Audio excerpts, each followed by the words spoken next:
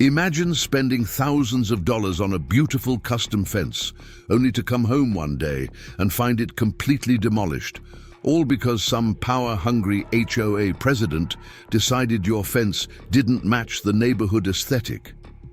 Well, that's exactly what happened to me, and let me tell you, they picked the wrong homeowner to mess with. By the end of this story, that HOA would learn an expensive $50,000 lesson about respecting property rights. But before I tell you how I took them down, let me show you how this whole nightmare started. If you enjoy stories about standing up to HOA bullies and getting sweet revenge through the legal system, make sure to hit that subscribe button and notification bell. Trust me, you won't want to miss what's coming next. I never thought I'd be the guy taking an HOA to court. 3 years ago, when I first moved into Oakridge Estates, everything seemed perfect. My name's Mike Thompson, and I'd just landed my dream home, a beautiful colonial-style house on Maple Street with enough yard space for my kids to play and my dogs to run around. The neighborhood looked immaculate, with its tree-lined streets and well-maintained properties. Sure, there was an HOA, but I figured that's what kept everything looking so nice. The previous owners had installed this basic chain-link fence that honestly looked pretty shabby. As a woodworker, I'd always dreamed of building something special. A custom hardwood fence that would add character to the property while keeping my German shepherds Max and Luna safely contained. I spent months researching designs, selecting the perfect weather-resistant cedar, and planning every detail. This wasn't just going to be a fence, it was going to be a piece of art. I did everything by the book. Submitted the design plans to the HOA Architectural Committee, got all the necessary permits from the city, and even had the utility companies mark underground lines. The approval process took forever, but finally, after 3 months of back and forth, I got the green light. I spent every weekend for 2 months building that fence, putting my heart and soul into every post and panel. The neighbors would stop by to watch me work, complimenting the craftsmanship and attention to detail. Mike, that's some beautiful woodwork. Tom Wilson, my next-door neighbor, would say as he brought me cold lemonade. You're really raising the bar for the neighborhood. The fence cost me nearly $8,000 in materials alone, not counting the countless hours of labor I put into it. But seeing it completed, 6 feet of solid cedar with custom lattice work along the top, perfectly stained to match our home's trim, made it all worth it. It was exactly what I'd envisioned, and it met every single HOA requirement down to the letter. Life was good. The dogs had their safe space to play. My kids could enjoy the backyard without me worrying about them wandering off, and I had this beautiful reminder of what you can achieve with dedication and craftsmanship. Even Linda Barrett, the HOA president, commented on how nice it looked when she walked past during one of her regular neighborhood inspections. That's quite an improvement over the old fence, she said, making notes on her ever-present clipboard. Just make sure you keep up with the staining maintenance schedule. I had no idea at the time, but Linda's seemingly innocent comment was the calm before the storm. You see, she'd only been HOA president for a few months, having recently won the position after the previous president retired and moved to Florida. None of us knew it yet, but Linda had some interesting ideas about how our neighborhood should look, and my fence apparently didn't fit into her grand vision. Looking back, I should have noticed the red flags, the way she'd linger outside my property, taking photos and making notes, the whispered conversations with Helen Parker, her assistant, while pointing at various features of the fence. But I was too busy enjoying my life, my family, and my home to realize that Linda Barrett was about to turn my peaceful existence upside down.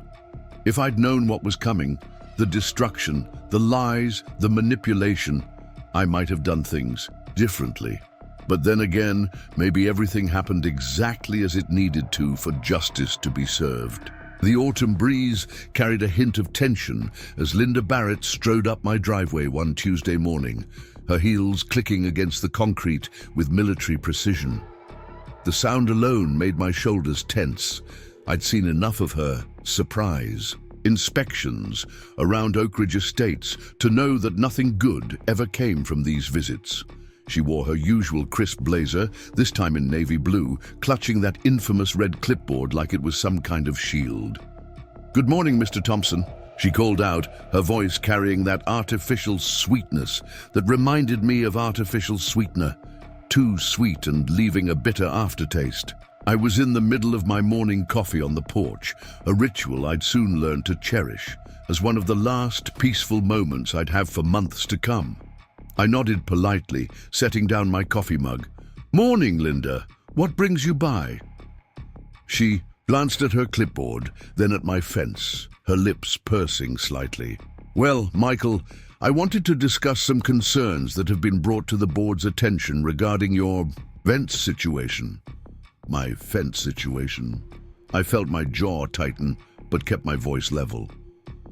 "The fence that was approved by the Architectural Committee 3 months ago?" Linda's smile didn't waver, but her eyes hardened. "Yes, well, circumstances. Change. The board has been reviewing our neighborhood aesthetic guidelines, and we're implementing some updates to maintain property values." She pulled out a thick document from her clipboard, holding it out like a peace offering. "This is our revised fencing policy. We're requiring all homeowners to transition to our new standardized design within the next 60 days. I took the document, scanning the first page. The new standardized design was a basic white vinyl fence, nothing like my custom cedar masterpiece. "Linda, this can't be serious. My fence was fully approved. I have all the documentation. The board has the authority to update community standards as needed," she replied, her tone clipped. "We're striving for a more uniform look throughout Oakridge Estates. Your rustic approach, while charming, doesn't align with our vision for the community." I felt heat rising in my neck. "Rustic approach? This is premium cedar with custom craftsmanship. It cost thousands of dollars and meets every specification in the original guidelines." Linda's smile tightened. "The guidelines have changed, Mr. Thompson. We expect full compliance from all residents. Non-compliance will result in fines of $100 per day after the 60-day grace period." I stood up, matching her height in her heels. "This is ridiculous. You can't just arbitrarily change the rules and expect people to tear down thousands of dollars worth of approved improvements." She took a step back, her expression hardening. "Actually, we can. It's in the HOA bylaws. The board has broad discretion to maintain community standards. Perhaps you should have read the fine print more carefully before moving into a deed-restricted community." The conversation spiraled from there. We went back and forth about bylaws, property rights, and community standards. Linda had an answer for everything, each response more condescending than the last, but it was what she said as she turned to leave that really set off alarm bells. "You know, Michael, life in Oakridge Estates can be very pleasant for those who understand the importance of cooperation. I'd hate to see you struggle with the transition." Her voice carried a threat, wrapped in Southern hospitality. I watched her walk away, that red clipboard swinging at her side like a pendulum counting down to something ominous. As soon as she was out of sight, I pulled out my phone and started taking photos of my fence, documenting every detail. Something told me I'd need evidence of its current condition. The next few days brought a flurry of activity from the HOA. First came the official notice, a 3-page letter detailing the aesthetic deficiencies of my fence. Then came the daily drive-bys, Linda or her assistant Helen Parker slowly cruising past my house, taking photos and making notes. Tom Wilson, my neighbor, stopped by one evening as I was reviewing the HOA documents. "Mike, you might want to see this," he said, handing me a community newsletter I hadn't received. There, on the front page, was an article about modernizing our neighborhood aesthetic, with a photo of my fence labeled as an example of outdated and non-compliant structures. They didn't even send me a copy, I said, scanning the article. They're painting me as some kind of community eyesore. Tom shifted uncomfortably. That's not all. Linda's been going door to door, talking about property values and community standards. She's showing people these ridiculous charts, claiming that non-standardized fencing could decrease home values by up to 15%. I spent that night poring over the HOA documents, looking for anything that could protect my rights. The bylaws were a maze of legal jargon and cross-references, but I found nothing that explicitly gave them the power to force changes to already approved structures.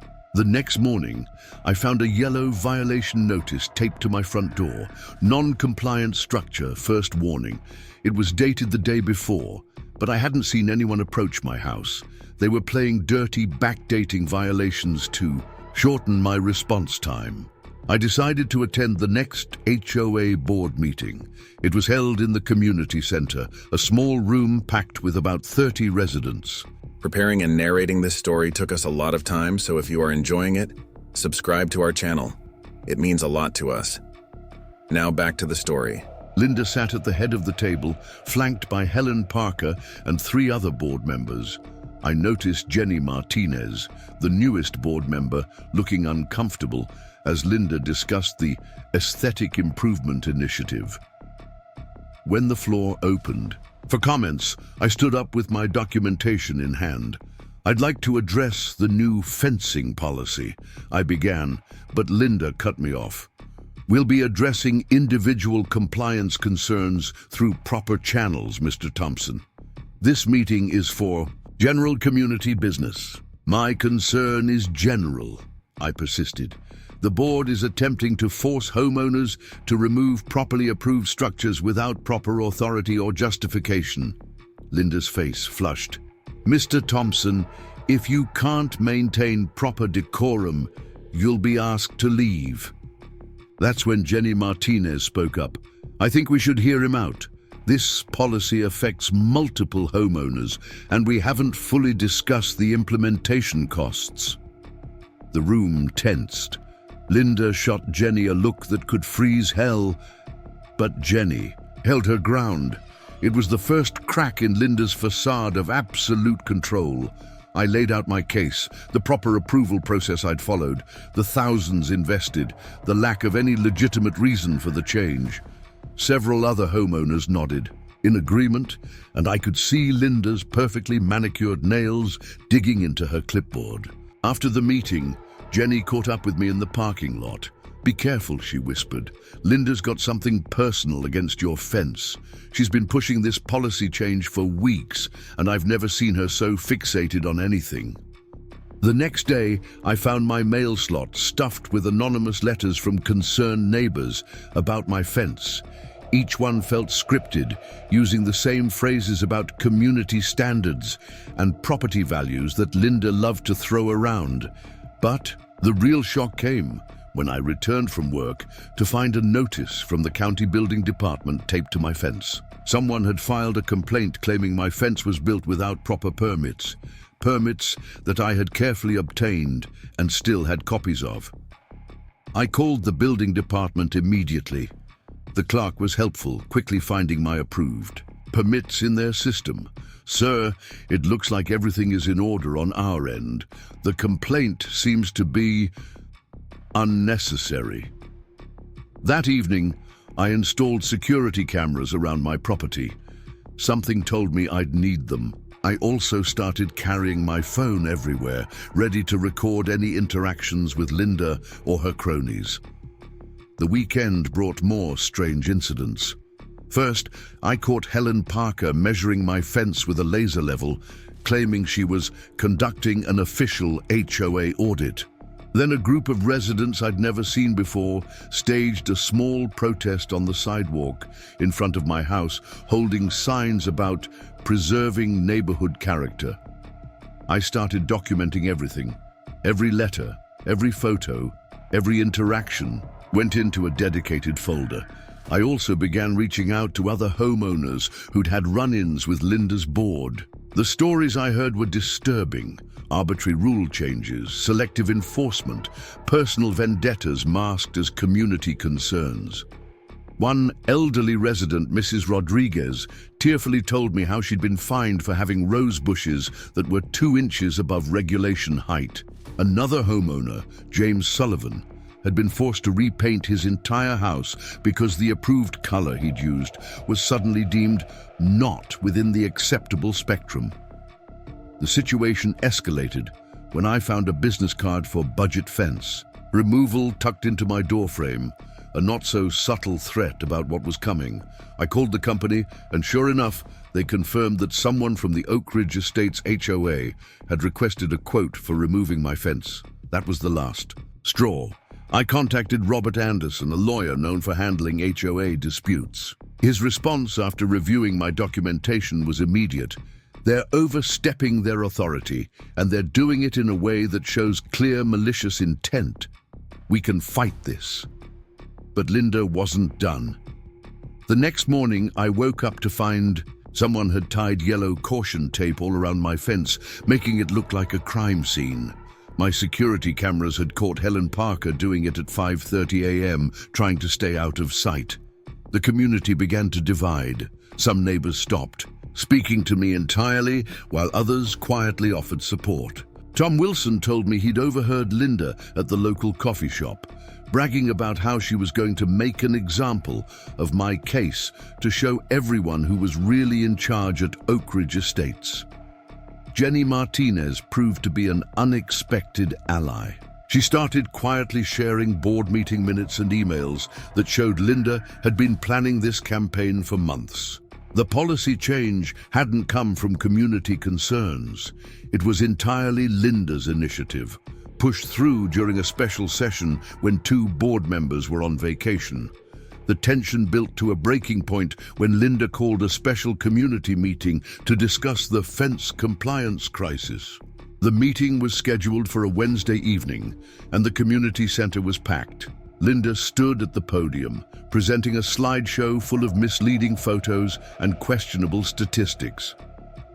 "As you can see," she said, gesturing to a graph that looked like it had been created by a 3rd grader, non-standardized fencing has a direct correlation with declining property values. I raised my hand. "Can you explain your methodology for that analysis?" Linda's smile froze. "The data speaks for itself, Mr. Thompson." "Actually," came a voice from the back, "it doesn't." Jenny Martinez stood up, holding a stack of papers. "I've reviewed our property value records for the past 5 years. There's no correlation between fencing types and home values in our community." The room erupted in murmurs. Linda tried to regain control, but the damage was done. People began asking questions, demanding to see the real data, wondering what other facts had been manipulated. That's when Linda made her fatal mistake. In her frustration, she let her mask slip. "This isn't about property values," she snapped. "This is about maintaining control. I mean standards in our community. We can't have people like Mr. Thompson and thinking they can just do whatever they want." The room fell silent. Linda realized too late what she'd revealed. Her face reddened, and she quickly tried to backtrack, but the words hung in the air like a confession. I pulled out my phone and played the recording I'd just made. Linda's eyes widened as she realized her outburst had been captured. The meeting dissolved into chaos, with residents shouting questions and demands for Linda's resignation. But despite this public relations disaster, Linda didn't back down. If anything, she became more determined. The next day, I received a certified letter stating that the HOA would be taking direct action to resolve the fence compliance issue. I immediately forwarded the letter to my lawyer, who filed for an emergency injunction. But we weren't fast. Enough! The next morning, I woke up to the sound of machinery. Looking out my window, I saw a crew from Budget Fence Removal already at work, with Linda supervising from her SUV parked across the street. By the time I got outside, They had already destroyed a section of my fence. I called the police immediately, but the damage was done.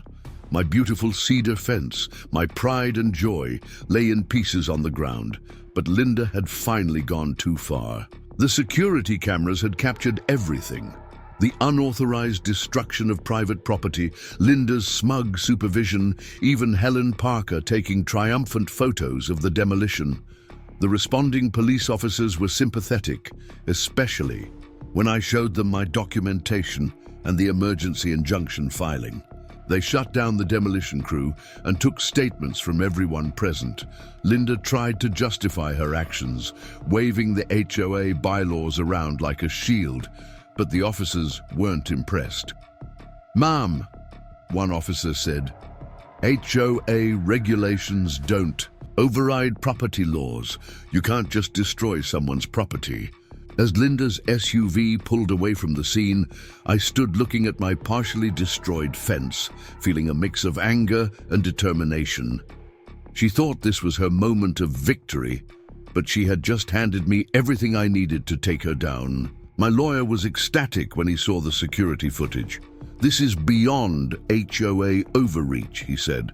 "This is criminal destruction of property, and we have it all on video. We're not just going to stop them, we're going to make them pay for every bit of damage, both physical and punitive." The lawsuit was filed the next day, seeking not just compensation for the destroyed fence, but punitive damages for harassment, emotional distress, and violation of property rights. The amount, $50,000, reflected both the actual damage and the months of documented harassment. Linda had finally pushed too far, and now she was about to learn an expensive lesson about the limits of HOA power. But even I couldn't have predicted how completely her carefully constructed kingdom was about to crumble.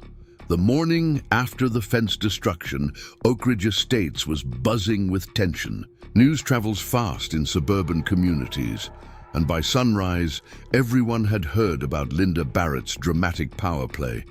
I stood in my yard, documenting the destruction with my phone, while neighbors drove by slowly, some offering sympathetic waves, others pointedly looking away. Robert Anderson, my lawyer, arrived early with his paralegal.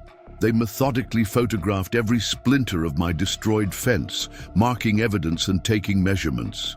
The morning sun cast long shadows through the gap where my beautiful cedar craftsmanship had stood just yesterday, now reduced to a pile of splintered wood and twisted hardware.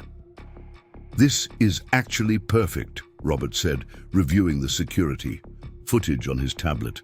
"The way Linda supervised the destruction, standing there with her clipboard, you couldn't script better evidence of malicious intent." A police cruiser pulled up, and Officer Martinez stepped out, different from yesterday's responding officers.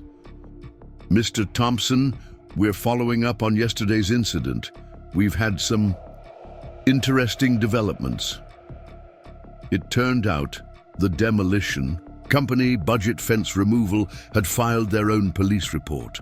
Linda had presented them with forged documentation claiming to have legal authority to remove the fence. The company's owner was furious about being manipulated into participating in property destruction.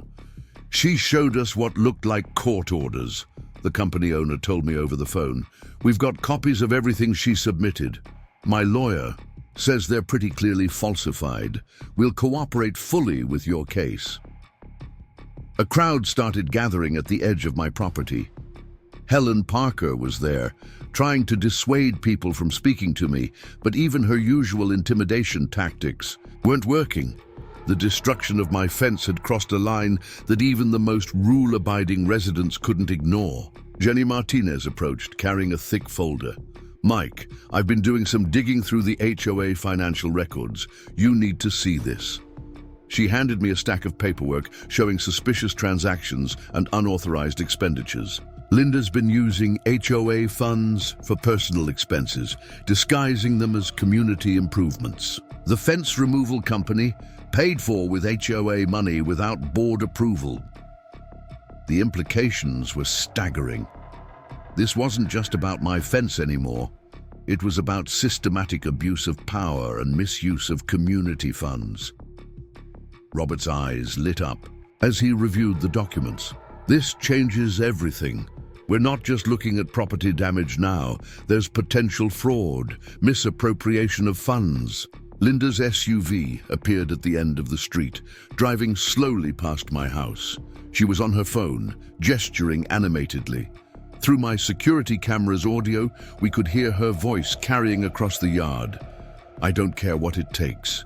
Shut this down now." Within an hour, an emergency HOA board meeting was announced via email. The subject line read, "Addressing false allegations and community disruption." Linda was trying to get ahead of the story, but she didn't realize how many people had already seen the truth. The community center was packed beyond capacity that evening. Residents stood along the walls, spilled out into the hallway. Linda sat at the head table, her usual confident smile strained. Helen Parker shuffled papers nervously beside her. "Let me be clear," Linda began, her voice carrying that artificial sweetness that had grown so familiar. "The removal of Mr. Thompson's non-compliant structure was a necessary action taken in accordance with our bylaws, and that's a lie." Jenny Martinez stood up, holding copies of the HOA financial records. "The board never approved this action. You forged documents and misused HOA funds." The room erupted. Residents who had suffered under Linda's regime began speaking up. Mrs. Rodriguez talked about her rose bushes. James Sullivan described his forced house repainting, each story built upon the last, creating a picture of years of systematic abuse. Frank Cooper, a retired judge who lived on Maple Street, stood up. "I've reviewed the HOA bylaws thoroughly. There is absolutely no provision that allows for the destruction of private property without due process and proper legal authority. What happened yesterday wasn't just unethical, it was criminal." Linda's facade cracked. "Everything I've done has been for the good of this community. Do you think property values stay high by themselves? Someone has to maintain standards." "By destroying people's property?" Tom Wilson called out. "By falsifying documents and stealing HOA funds?" The meeting dissolved into chaos. Linda tried to adjourn it, but nobody was listening anymore. Years of pent-up frustration with her dictatorial rule came pouring out. In the midst of it all, a process server appeared. "Linda Barrett," he called out over the noise, "you've been served." Oh. The papers he handed her included not just my lawsuit, but also an emergency injunction preventing her from taking any further action against my property. The room fell silent as Linda's face went from red to white. "This meeting is over," she announced, standing abruptly. But as she tried to leave, 2 police officers entered the room. "Ms. Barrett, we need to ask you some questions about certain financial transactions and potentially falsified documents." What followed was better than any reality TV drama. The officers escorted Linda to a quiet room, while more residents came forward with evidence of her misconduct. Helen Parker, seeing which way the wind was blowing, started volunteering information about years of questionable practices. "She made me backdate violation notices," Helen admitted, her voice shaking. "She kept 2 sets of books for HOA expenses. There are more falsified documents, lots more." The evidence kept mounting. Residents brought forward emails, letters, and photos documenting years of Linda's abuse of power. The HOA's attorney, looking increasingly uncomfortable, advised the remaining board members to cooperate fully with both the police investigation and my lawsuit. By midnight, the story had evolved far beyond my destroyed fence. Local news vans parked outside the community center, interviewing residents about years of HOA tyranny. Linda's carefully constructed image of authority had crumbled in the space of 24 hours. The next few days brought wave after wave of revelations. Forensic accountants discovered that Linda had embezzled nearly $100,000 from the HOA over 3 years. The district attorney's office opened an investigation into multiple allegations of fraud and document forgery. My lawsuit, seeking $50,000 in damages, now seemed almost modest in comparison to the criminal charges Linda potentially faced. Robert suggested we might need to amend the complaint to include additional damages as more evidence emerged. The community underwent a transformation. Neighbors who had avoided each other for years started talking again. People shared stories of Linda's intimidation tactics, realizing they weren't alone in their experiences. A sense of solidarity emerged from the shared trauma of her reign. Jenny Martinez was elected interim HOA president, and her first action was to invalidate all of Linda's recent policy changes. My fence destruction was officially declared unauthorized, and the HOA's insurance company reached out to discuss compensation. But the real victory came in the small moments. Mrs. Rodriguez replanted her rose bushes. James Sullivan painted his door bright red, definitely not an approved color. People started personalizing their homes again, free from the fear of Linda's arbitrary rules. The security cameras that had captured the fence destruction now recorded a different scene. Neighbors helping neighbors. A group of residents, led by Tom Wilson, volunteered to help clean up the destruction. Local contractors, hearing about the situation, offered to rebuild my fence at cost. "You know what the irony is?" Tom said as we cleared away the last of the broken cedar boards. Linda always talked about property values and community standards, but it was her tyranny that was driving people away.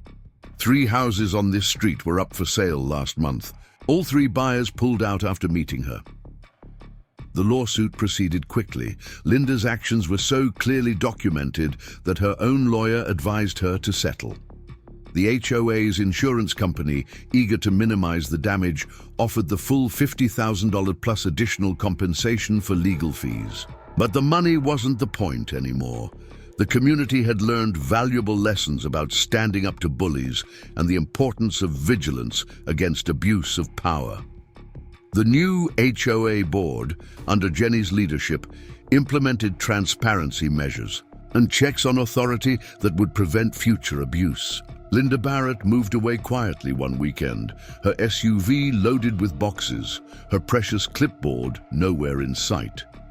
Helen Parker resigned from the HOA and apologized to the community for her role in the harassment. As I stood in my yard, months later, watching the installation of my new fence, this one even more beautiful than the original, I reflected on how one act of destruction had led to so much positive change. The new fence incorporated input from neighbors, including a special gate that Mrs. Rodriguez could use to access her expanded rose garden. The spirit of Oakridge Estates had transformed. What was once a collection of houses ruled by fear and conformity had become a true community. People walked their dogs past my house and stopped to chat. Kids played in front yards without fear of violation notices. Gardens bloomed with personality and color. Robert stopped by to deliver the final settlement papers.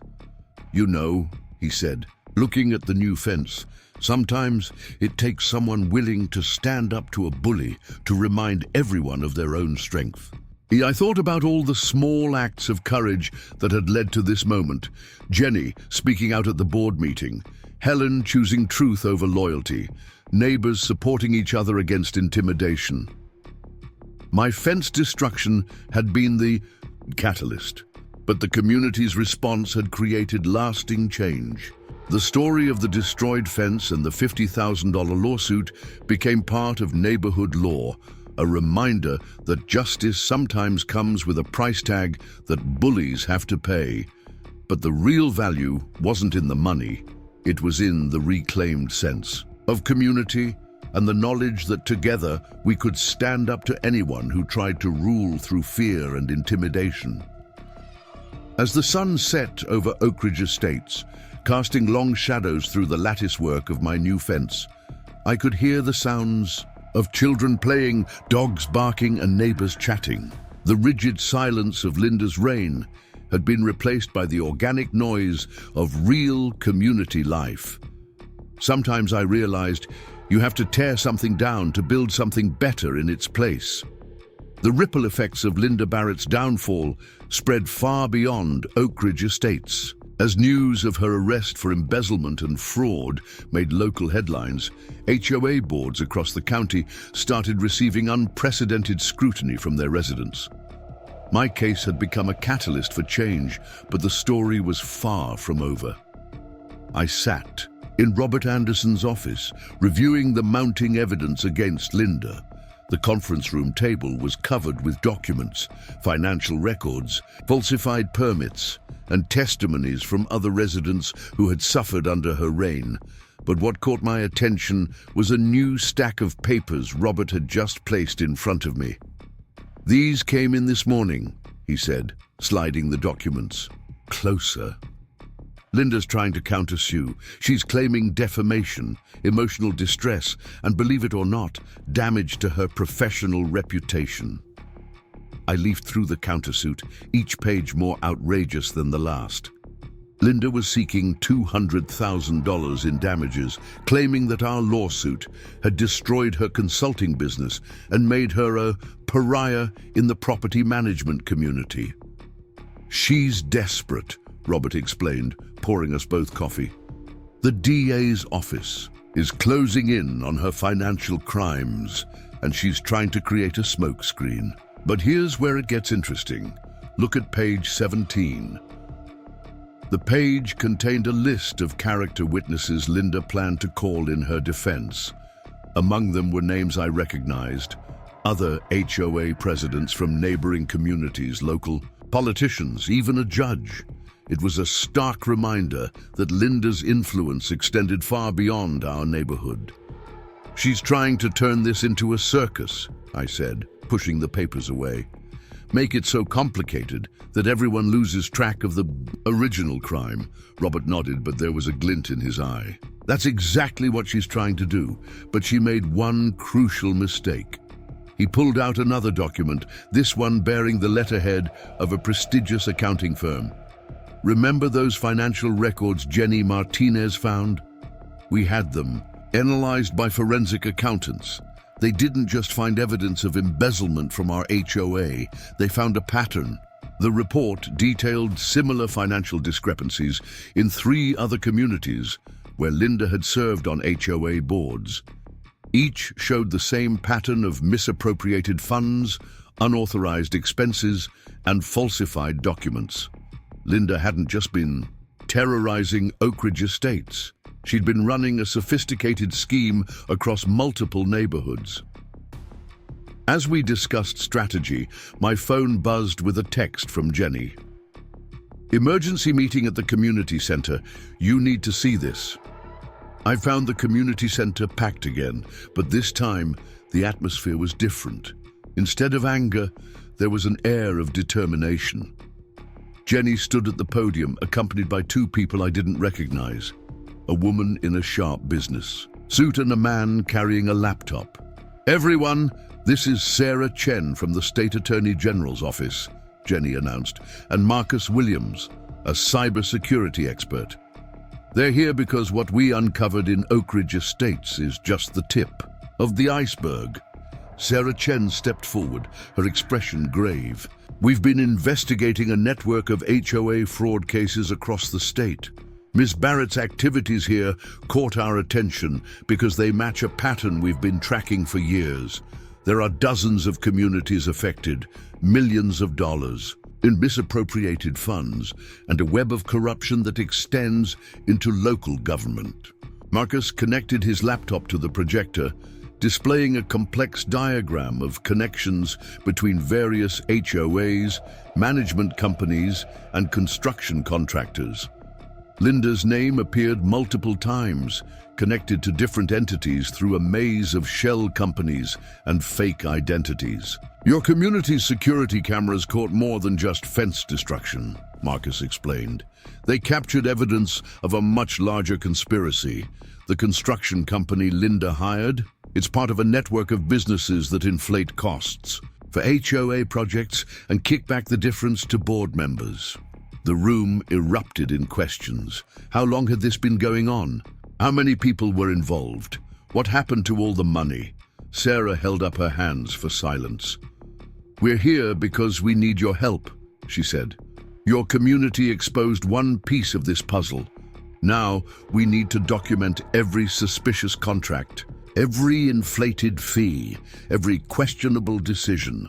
The more evidence we gather, the stronger our case becomes."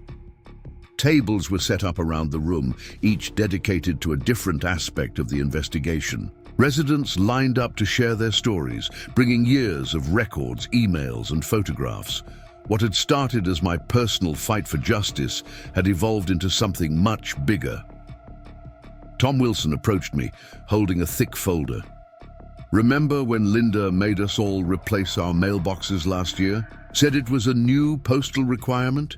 He opened the folder, revealing invoices and checks. The company that sold those mailboxes? Owned by her sister. We paid 3 times the retail price. Similar revelations kept coming. Mrs. Rodriguez discovered that the landscaping company Linda had insisted on using was registered to a P.O. box owned by Helen Parker's husband. James Sullivan found evidence that his forced house repainting had been part of a kickback scheme with a local contractor. As the evidence mounted, Sarah Chen pulled me aside. "Your fence destruction case cracked this thing wide open," she said. "Linda got sloppy because she was angry. She broke pattern, left evidence, made mistakes.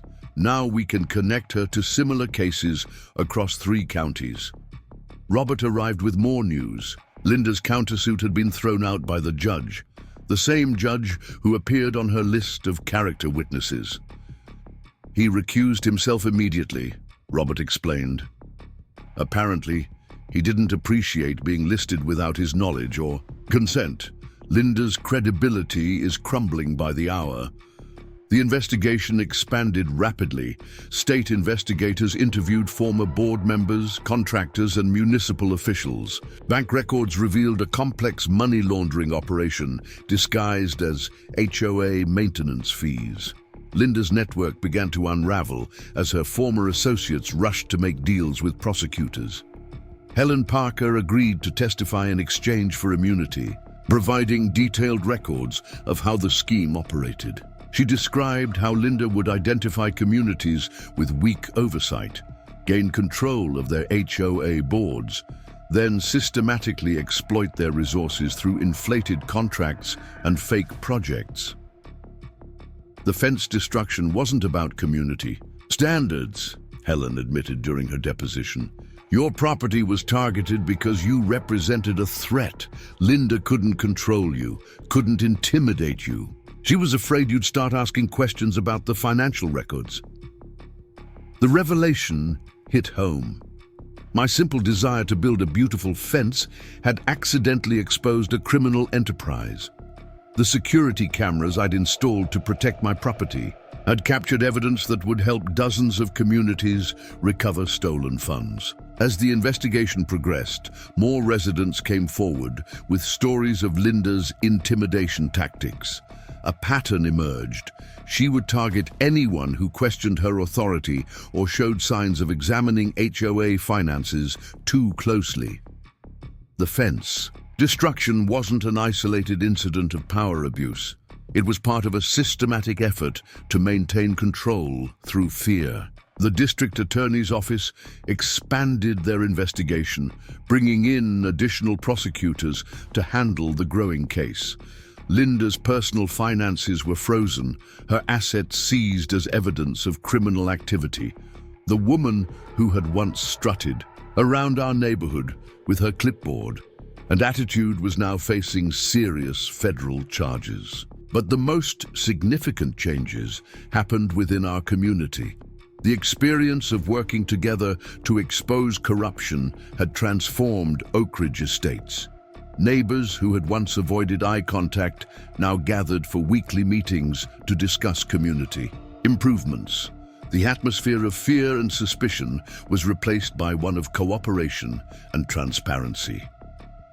Jenny Martinez spearheaded a complete overhaul of our HOA's governance structure. New bylaws were written with input from all residents, emphasizing accountability and democratic decision-making. A resident oversight committee was established to review all contracts and expenditures. "We're not just fixing what Linda broke," Jenny explained during a community meeting. "We're building something better, something that can't be corrupted by someone like her again." The rebuilding process wasn't just organizational, it was physical too. As the investigation revealed the extent of Linda's corruption, we discovered that many of our community's mandatory improvements had been unnecessary or substandard. The overpriced mailboxes were replaced. The questionable landscaping contracts were terminated. My new fence became a symbol of resistance against corruption. Other residents began undertaking their own improvement projects, each one a small act of reclaiming control over their properties. The rigid uniformity Linda had enforced gave way to thoughtful diversity, as people expressed their individuality while respecting their neighbors. Sarah Chen's investigation eventually expanded to include 27 HOAs across the state. The total amount of misappropriated funds exceeded $3 million. Linda's network of corrupt contractors, board members, and officials faced a variety of criminal charges. My original $50,000 lawsuit seemed almost quaint in comparison to the larger case, but it had served its purpose. It had been the loose thread that, when pulled, unraveled an entire tapestry of corruption. The security camera footage of Linda supervising the fence destruction became key evidence in the criminal trial, showing her willingness to openly break the law to maintain control. As summer turned to fall, our community continued to heal and rebuild. The story of Linda Barrett and her criminal enterprise became a cautionary tale in HOA management circles. Property management companies revised their oversight procedures. State legislators began drafting new laws to prevent similar abuse of power. One evening, as I sat on my porch enjoying the sunset through the lattice of my new fence, Tom Wilson stopped by with a newspaper. The headline read, "HOA Corruption Ring Exposed. 27 communities affected, millions recovered." "You know what the real irony is?" Tom said, settling into a chair. "Linda always claimed she was protecting property values, but now that she's gone, home prices in Oakridge Estates are higher than ever. Turns out people value community more than conformity." I looked out at our neighborhood, at Mrs. Rodriguez's flourishing rose garden, at James Sullivan's boldly painted house, at the children playing freely in their yards. The rigid, fearful place Linda had created was gone, replaced by something authentic and alive. The security cameras that had captured her crimes now recorded a different story. One of neighbors helping neighbors, of community events in the park, of life free from arbitrary rules and constant surveillance. We had learned valuable lessons about the importance of vigilance, the power of unity, and the courage to stand up against intimidation. My fence destruction had cost Linda Barrett everything. Her power, her freedom, her carefully constructed facade of authority. But it had given our community something priceless, the chance to rebuild itself on a foundation of trust, transparency, and genuine cooperation. The story wasn't just about winning a lawsuit or exposing corruption. It was about ordinary people finding their voices, standing together against abuse and creating positive change. In the end, Linda's attempt to destroy my fence had built something far stronger. A real community, bound together not by fear, but by shared values and mutual respect. The hallways of the county courthouse buzzed with anticipation on a crisp October morning. Reporters clustered near the entrance of courtroom 7B, where Judge Eleanor Martinez prepared to hear the first round of criminal charges against Linda Barrett. The case had grown far beyond a simple property dispute into one of the largest HOA corruption investigations in state history. Inside the courtroom, I sat between Robert Anderson and Sarah Chen from the State Attorney General's office. The prosecution table was crowded with legal pads, laptops, and boxes of evidence. Assistant District Attorney Marcus Wright shuffled through his notes, preparing for what promised to be a contentious hearing. At precisely 9 a.m., a side door opened, and bailiffs led Linda Barrett into the courtroom. Gone were the pressed blazers and clipboard that had been her trademark. Instead, she wore a plain grey suit, her usually perfect hair showing streaks of grey. Her eyes darted around the room, narrowing when they met mine. "All rise," the bailiff announced as Judge Martinez took her seat. The judge, a veteran of complex financial crime cases, studied the crowded courtroom with practiced eyes. "We're here for case number 2025 CR 789, State versus Barrett," Judge Martinez began. "I understand the prosecution has additional charges to file." Marcus Wright stood, his voice steady. "Yes, Your Honor.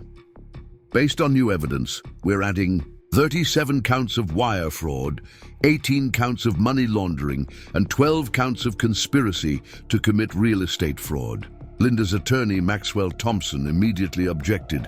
"Your Honor, the prosecution is overreaching. These new charges are based on speculation and hearsay from disgruntled homeowners." Sarah Chen rose from her seat, holding up a thick binder. "If I may, Your Honor, we have documented evidence of Ms. Barrett's involvement in fraudulent real estate transactions across 3 counties. The pattern is clear and consistent." Judge Martinez leaned forward, studying the assembled lawyers. "Mr. Thompson, the court has reviewed the prosecution's evidence. These aren't mere allegations.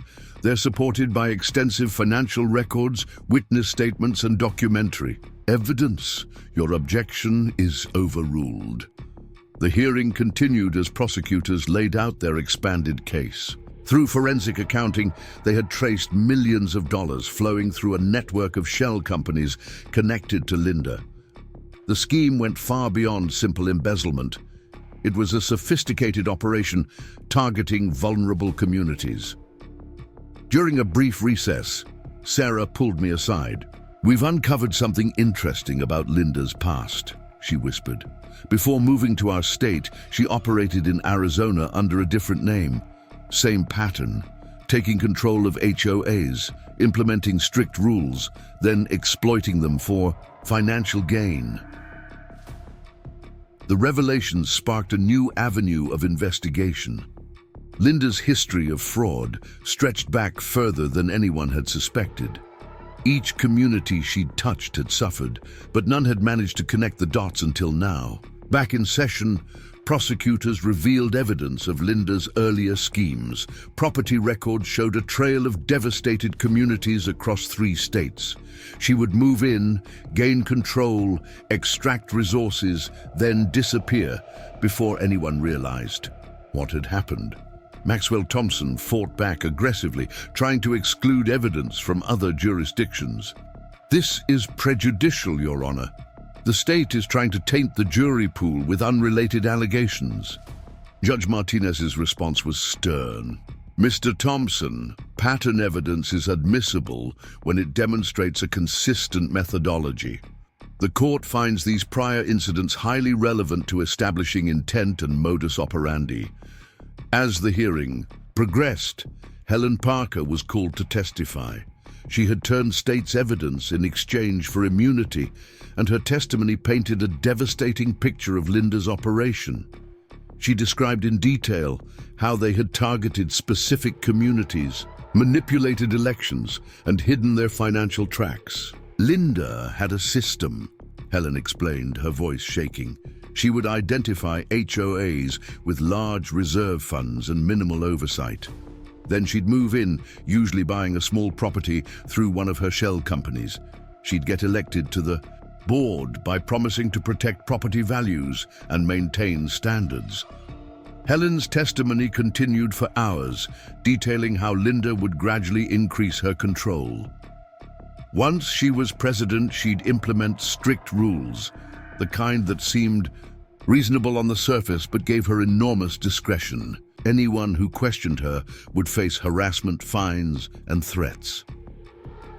The courtroom fell silent as Helen described how they had used community funds. Construction projects were awarded to companies Linda secretly controlled.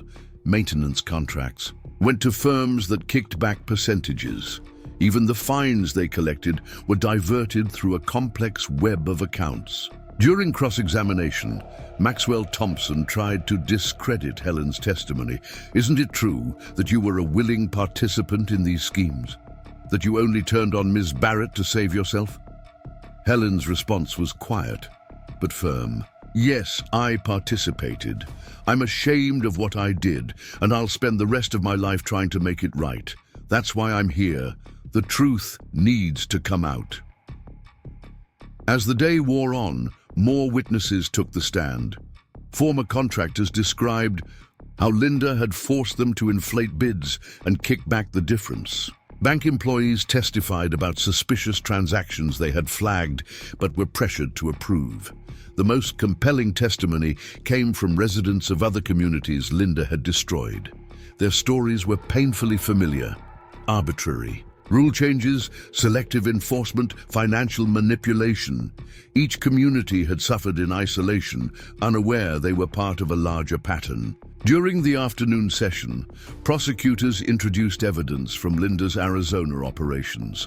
Under the name Linda Blackwood, she had run similar schemes in Phoenix suburbs. The pattern was identical: strict rules, financial manipulation, and devastated communities. Maxwell Thompson's defense strategy began to crumble as the evidence mounted. His attempts to portray Linda as a dedicated community leader fell flat against the weight of documentary evidence and witness testimony. By late afternoon, Judge Martinez had heard enough. Based on the evidence presented, this court finds probable cause to proceed on all charges. Ms. Barrett will remain in custody pending trial. Bail is set at $5 million. Linda's composed facade finally cracked. She turned to her lawyer, whispering furiously, but the damage was done. The case would proceed to trial, and her chances of avoiding conviction seemed increasingly slim. Outside the courthouse, reporters swarmed around Sarah Chen and Marcus Wright. The story had captured national attention, highlighting the vulnerability of HOA communities to systematic fraud. This case represents a significant breakthrough in HOA oversight, Sarah told the assembled press. Ms. Barrett's schemes exploited weaknesses in how these communities are governed. We're working with state legislators to implement reforms that will prevent similar abuses. Back at Oakridge Estates, the impact of the hearing rippled through the community. Jenny Martinez had organized a meeting to discuss the new revelations about Linda's past. "We need to understand how this happened," Jenny addressed the packed community center, "not just to prevent it from happening again, but to help other communities protect themselves." The meeting evolved into a workshop on HOA governance. Experts from the State Attorney General's office shared red flags to watch for: excessive rule changes, selective enforcement, financial opacity. Residents from other affected communities joined via video conference to share their experiences. "The key is engagement," one expert explained. "These schemes succeed because most homeowners don't want to deal with HOA politics. They just want to live their lives.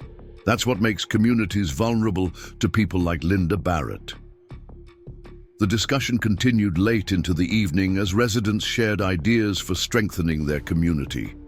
New committees were formed to oversee different aspects of HOA operations. Transparency became the guiding principle. All meetings would be recorded, all documents made accessible, all decisions subject to review. As the meeting wound down, Tom Wilson approached me. "You know, your fence might have saved more than just our community. This whole investigation started because you stood up to her. Now HOAs across the country are reviewing their procedures." The investigation's impact continued to grow. State regulators began auditing other HOAs for similar patterns of abuse. Property management companies implemented new oversight procedures. Real estate agents started warning buyers about the importance of HOA due diligence. Linda's network of corruption had been vast, but its exposure led to positive changes. Communities began sharing information, making it harder for bad actors to move from one HOA to another. Legislative reforms were proposed to require greater transparency and accountability in HOA governance. The evidence against Linda continued to mount as investigators dug deeper into her past. They discovered similar schemes dating back 15 years, operating under various names and identities. The total amount of misappropriated funds exceeded $10 million. Sarah Chen's team uncovered connections to larger criminal enterprises. Some of Linda's construction contractors were linked to money laundering operations. Her real estate transactions had been used to hide illicit funds from other criminal activities. The case grew beyond the resources of the local district attorney's office. Federal prosecutors joined the investigation, bringing additional charges related to racketeering and organized crime. As winter approached, the community began to heal. The fear and suspicion that had characterized Linda's reign gave way to a new sense of cooperation. Neighbors who had once avoided each other now worked together on community projects. My rebuilt fence became a symbol of resilience, a reminder that standing up to corruption could lead to positive change. Other residents began undertaking their own improvement projects, each one a small act of reclaiming control over their properties. The legal proceedings continued, with motion hearings and status conferences filling the court calendar. Linda's defense team fought every charge, but the evidence was overwhelming. Her former associates continued to turn against her, offering testimony in exchange for leniency. One cold December morning, Mike Thompson approached the prosecution with a proposal. Linda was willing to plead guilty to reduce charges in exchange for cooperation in ongoing investigations. The plea negotiations were intense. Prosecutors insisted on full disclosure of all criminal activities, restitution to affected communities, and significant prison time. Linda's attempts to minimize her role were met with waves of documentary evidence. Finally, after weeks of negotiation, a plea agreement was reached. Linda would plead guilty to multiple felony counts, serve a minimum of 15 years in prison, and forfeit all assets derived from her criminal activities. The plea hearing was scheduled for early January. Once again, the courthouse filled with reporters, residents, and representatives from affected communities. The atmosphere was different this time, less tense, more focused on closure and healing. Linda Barrett stood before Judge Martinez one last time, her voice barely audible as she admitted to years of systematic fraud and corruption. The judge's sentencing statement was scathing, describing her actions as a profound betrayal of community trust. As Linda was led away to begin her sentence, Sarah Chen turned to me. "This case will be studied for years. It's changed how we think about HOA governance and community oversight. Your fence destruction case broke open something much bigger than anyone expected." The story's impact continued to ripple outward. Documentary filmmakers contacted us about telling the story. Legal journals published analyses of the case. HOA reform became a topic of national discussion. Back in Oakridge Estates, life settled into a new normal. The community had learned valuable lessons about vigilance, cooperation, and the importance of active participation in governance. The rigid rules and fear that had characterized Linda's reign were replaced by reasonable guidelines and open dialogue. Spring brought new growth to the community. Gardens bloomed with individual character, free from arbitrary restrictions. Children played in yards without fear of violation notices. The sound of neighborhood gatherings replaced the tense silence of Linda's era. The security cameras that had captured Linda's crimes now recorded a different story, one of community. Events, neighbor helping neighbor, and life free from constant surveillance. We had learned that true security comes not from rigid control, but from mutual respect and cooperation. My fence story had exposed more than just local corruption. It had revealed systemic vulnerabilities in how communities govern themselves. The reforms and changes that followed would help protect other neighborhoods from similar abuse. The legacy of Linda Barrett's downfall wasn't just about justice served or money recovered. It was about communities learning to protect themselves, about people finding their voices, and about the power of standing together against corruption. The impact of Linda Barrett's case reached far beyond the courtrooms and our local community. As spring bloomed in Oakridge Estates, a wave of reforms swept through HOA communities across the nation. A Senate subcommittee on housing and urban development requested testimony from those involved in exposing the corruption network. I found myself in Washington, D.C., seated before a panel of senators in a wood-paneled hearing room. The atmosphere was solemn as Senator Margaret Chen, no relation to Prosecutor Sarah Chen, called the hearing to order. "Mr. Thompson," she began, "your experience with HOA corruption has sparked a national conversation about community governance. Could you explain how a simple fence dispute revealed such extensive criminal activity?" Under the bright lights of the hearing room, I recounted the events that had exposed Linda's network. Congressional staffers scribbled notes as I described how security camera footage and careful documentation had unraveled years of systematic fraud. Expert witnesses followed, including property law specialists and HOA reform advocates. Dr. Rachel Martinez from the Urban Planning Institute presented research showing how excessive HOA control could destabilize communities and create opportunities for corruption. What we're seeing, Dr. Martinez explained, is a fundamental flaw in how these organizations are structured. Without proper oversight and transparency, they become perfect vehicles for sophisticated financial crimes.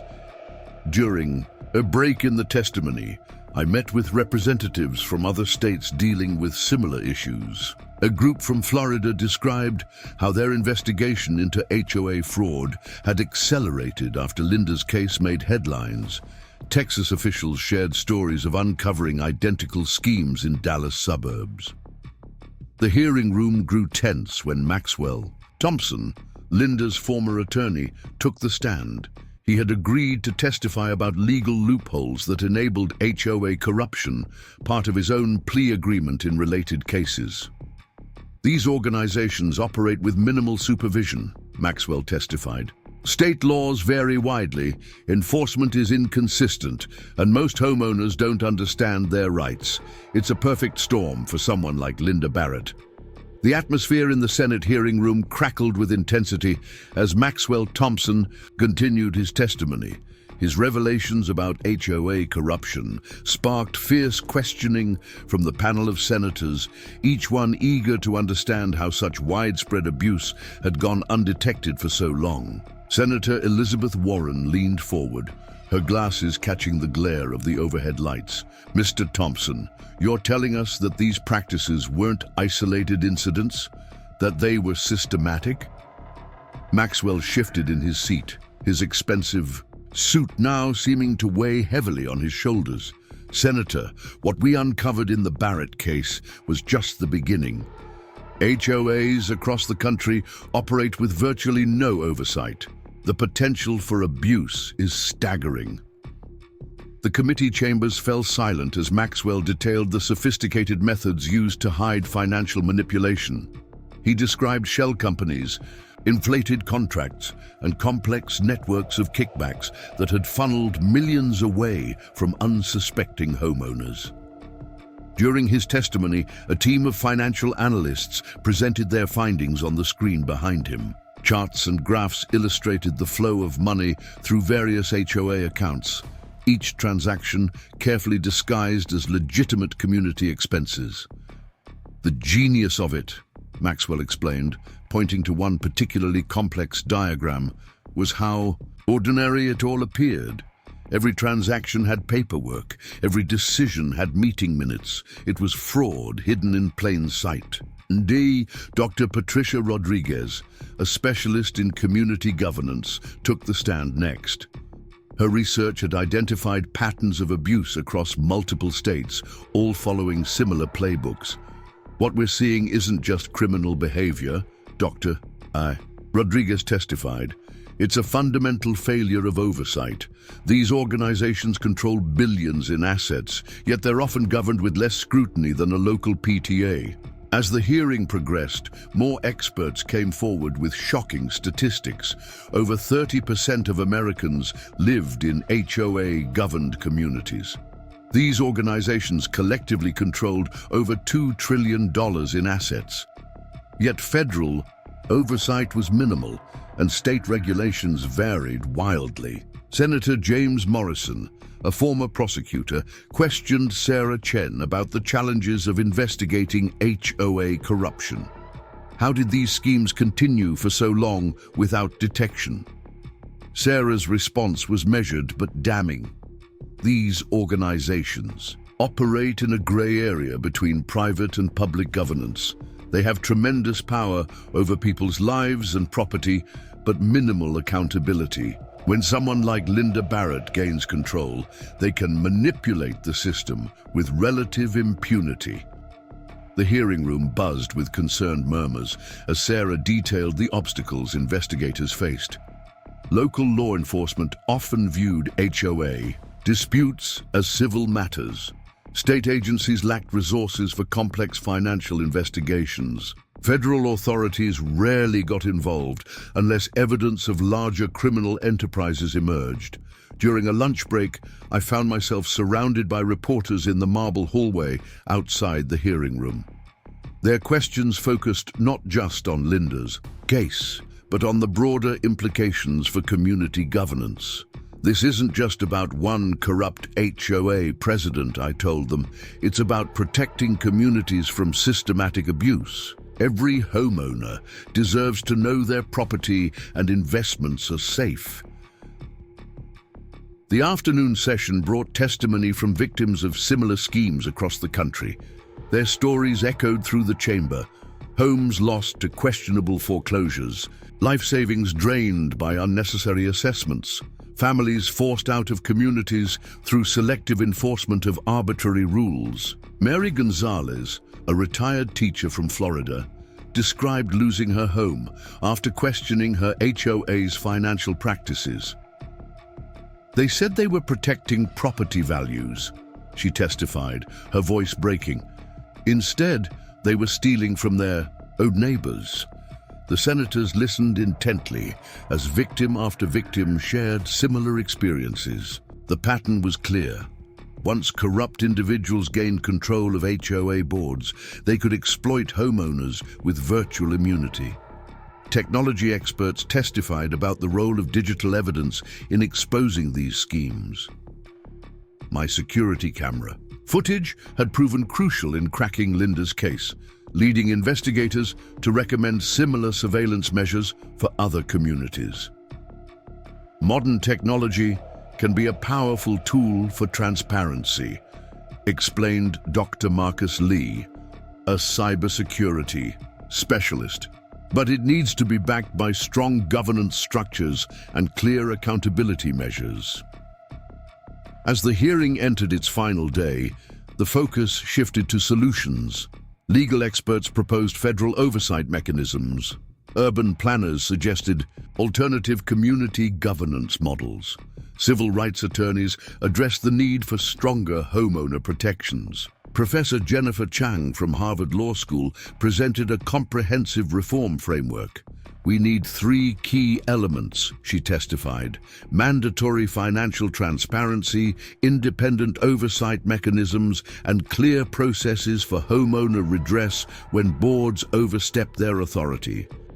The committee seemed particularly interested in technological solutions.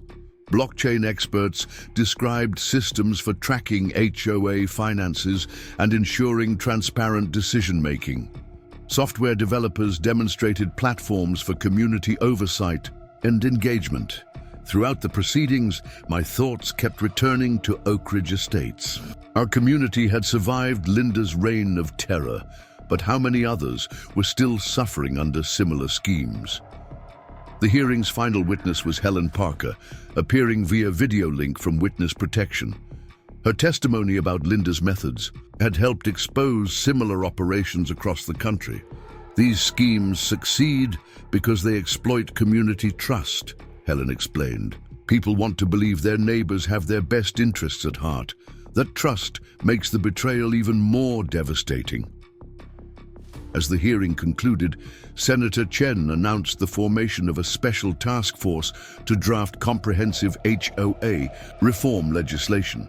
The proposed bill would establish federal oversight, require financial transparency, and create new protections for homeowners. Outside the Capitol, spring cherry blossoms drifted on the breeze as reporters gathered for final statements. The story had captured national attention, highlighting vulnerabilities in community governance that affected millions of Americans. Back home, Oakridge Estates had become a model for HOA reform. Jenny Martinez regularly hosted delegations from other communities, sharing lessons learned from our experience. Our new governance structures, emphasizing transparency and accountability, were being studied and replicated across the country. The security cameras that had exposed Linda's crimes now served a different purpose. They documented community meetings, recorded board decisions, and ensured transparency in all HOA operations. Technology that had once caught a criminal now helped prevent future abuse. As summer approached, the impact of the hearings began to materialize. State legislators introduced bills strengthening HOA oversight. Property management companies implemented new compliance measures. Real estate agents developed checklists to help buyers evaluate HOA governance. The national conversation about community rights continued to evolve. Local news stations ran investigative series about HOA abuse. Consumer protection groups published guidelines for identifying warning signs of corruption. Law schools added HOA governance to their curriculum. One warm evening, as I sat on my porch watching neighbors chat across perfectly maintained lawns, Tom Wilson stopped by with news. "The reforms are working," he said, holding up a newspaper. "3 more corruption rings exposed in the past month alone. Communities are fighting back." The legacy of Linda Barrett's downfall had grown beyond our expectations. What began as a simple fence dispute had exposed systemic problems in community governance. The solutions emerging from that exposure would help protect homeowners for generations to come. My security cameras still recorded daily life in Oakridge Estates, but the footage now told a different story. Instead of documenting corruption, they captured the rhythm of a healthy community. Children playing, neighbors helping neighbors, democracy in action at regular board meetings. The National Task Force continued its work, gathering evidence and developing recommendations. Each new case they uncovered reinforced the importance of reform. Communities across the country began implementing changes, learning from our experience to protect themselves from similar abuse. As fall approached, I received an invitation to speak at a national conference on community governance. HOA board members, property managers, and homeowner advocates would gather to discuss lessons learned from the Barrett case and develop strategies for preventing future corruption. The story of my fence destruction had evolved into something larger. a catalyst for change in how communities govern themselves. The security cameras that caught Linda's crimes had exposed vulnerabilities affecting millions of homeowners.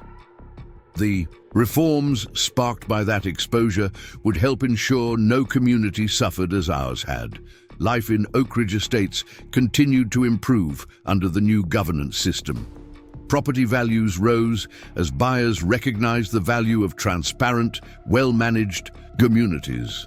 The fear and suspicion of Linda's era had been replaced by cooperation and mutual respect. The national impact of our case continued to grow. Law enforcement agencies developed specialized units for investigating HOA fraud. Insurance companies offered new products protecting communities from corrupt board members. Technology companies created platforms for transparent community governance. As winter approached, I received word that the Senate committee's recommendations had been incorporated into comprehensive reform legislation. The proposed law would establish federal oversight of HOAs, require financial transparency, and create new protections for homeowners. The security cameras that had started it all continued their silent vigil, but their purpose had evolved. Instead of catching criminals, they now helped ensure transparency and accountability in community governance. Technology that had exposed corruption now helped prevent it. Life in Oakridge Estates had found a new rhythm, one based on mutual respect and democratic principles rather than fear and control. The legacy of Linda Barrett's downfall would continue to influence community governance for years to come, helping ensure that no homeowner faced similar abuse. The story of my fence destruction had become more than a tale of personal justice. It had exposed systemic problems in community governance and sparked reforms that would protect millions of homeowners. The security cameras that caught Linda's crimes had helped create a safer future for communities everywhere. As the federal investigation into HOA corruption deepened, unexpected connections began to emerge.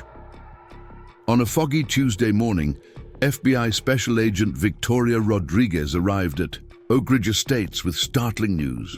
The seemingly local case of Linda Barrett had led investigators to a sophisticated network of organized crime operating through suburban communities across America. Agent Rodriguez set up her laptop in our community center, now a hub of investigative activity. Her presentation revealed a complex web of shell companies, offshore accounts, and international money laundering operations. Linda's fence destruction scheme was merely a small piece of a much larger criminal enterprise. What we've uncovered goes beyond simple HOA fraud, Agent Rodriguez explained, pulling up detailed financial charts. These communities were being used as fronts for international money laundering. The construction contracts, the inflated maintenance fees, they were all part of a sophisticated system to clean dirty money. Frank Anderson, our new HOA treasurer, leaned forward in his chair, studying the complex diagrams. So when Linda insisted on using specific contractors for community projects. Exactly, Rodriguez nodded. Those companies were part of the laundering network. Every overpriced mailbox, every unnecessary renovation project. It was all designed to move money through legitimate-looking channels. The FBI's investigation had revealed connections to criminal organizations in Eastern Europe and South America. The seemingly mundane world of suburban HOAs had become an ideal cover for international financial crimes. Who would suspect that pristine neighborhoods with manicured lawns were actually washing millions in criminal proceeds? Sarah Chen arrived from the State Attorney General's office, carrying new evidence discovered during a raid on Linda's storage unit. Among stacks of financial records and forged documents, they had found encrypted hard drives containing correspondence with international criminal figures. Linda wasn't just a corrupt HOA president. Sarah explained, spreading photographs across the conference table. She was a sophisticated financial operator working for a global criminal network. They chose suburban communities specifically because they flew under the radar of federal investigators. The discovery prompted a new phase in the investigation. FBI forensic accountants began tracing money flows through dozens of seemingly unrelated HOAs across the country. Each community showed the same pattern: inflated contracts, unnecessary projects, and money disappearing into a maze of offshore accounts. Jenny Martinez, our interim HOA president, organized an emergency community meeting to share the new developments. The community center filled beyond capacity as residents tried to grasp the scope of what had been happening in their neighborhood. Our community wasn't just a victim of local corruption, Jenny explained to the shocked audience. We were unknowingly part of an international money laundering operation. Every unnecessary fee, every inflated contract, it was all part of their scheme. The FBI's presence in Oakridge Estates intensified as agents combed through years of financial records. They set up a temporary command center in the clubhouse, transforming our quiet suburban community into the epicenter of a major federal investigation. Agent Rodriguez's team discovered that Linda's network had developed a sophisticated system for identifying vulnerable communities. They would target HOAs with large reserve funds and minimal oversight, using property purchases to infiltrate the boards. Once in control, they would implement strict rules and heavy fines, creating a steady flow of funds for their laundering operations. The investigation revealed how Linda's group had exploited the lack of federal oversight in HOA governance. While banks and other financial institutions faced strict anti-money laundering regulations, homeowners associations operated with minimal scrutiny. This regulatory gap had created perfect conditions for criminal exploitation. Tom Wilson, who had been reviewing old HOA records, made a crucial discovery. Hidden in years of maintenance contracts were patterns of systematic overcharging that matched similar schemes in other communities. The seemingly random price variations actually followed a complex code used to track laundered funds. The FBI brought in international law enforcement partners as the case expanded. Europol agents arrived to coordinate with their American counterparts, sharing intelligence about similar operations they had uncovered in European suburban communities. As federal agents worked to unravel the financial crimes, our community grappled with the implications. The realization that our neighborhood had been used as a front for international crime shocked residents who had simply wanted a nice place to live. The investigation's scope continued to grow. FBI analysts discovered links between Linda's operation and similar schemes in Canada, Australia, and the United Kingdom. The criminal network had exploited similar vulnerabilities in suburban communities. Worldwide, Mary Rodriguez, our elderly neighbor who had lost thousands to questionable HOA fees, finally understood why her appeals had been ignored. The system wasn't just corrupt. It was designed to extract maximum funds while appearing legitimate to outside scrutiny. The federal investigation brought new resources and expertise to the case. Forensic accountants traced money flows through complex international networks. Cybersecurity experts analyzed encrypted communications. Intelligence analysts mapped connections between seemingly unrelated suburban communities. As winter approached, the investigation reached a critical phase. Federal agents executed coordinated raids across multiple states, targeting properties and businesses connected to the laundering network. The early morning operations revealed the true scale of the criminal enterprise. The FBI's findings prompted Congressional hearings focused specifically on the use of suburban communities for international money laundering. Lawmakers were shocked to learn how easily criminal organizations had exploited America's neighborhoods for their operations. The investigation's impact rippled through the international financial community.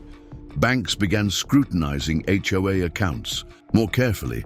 Property management companies implemented new anti-money laundering protocols. Real estate agents received training to identify suspicious patterns in community governance.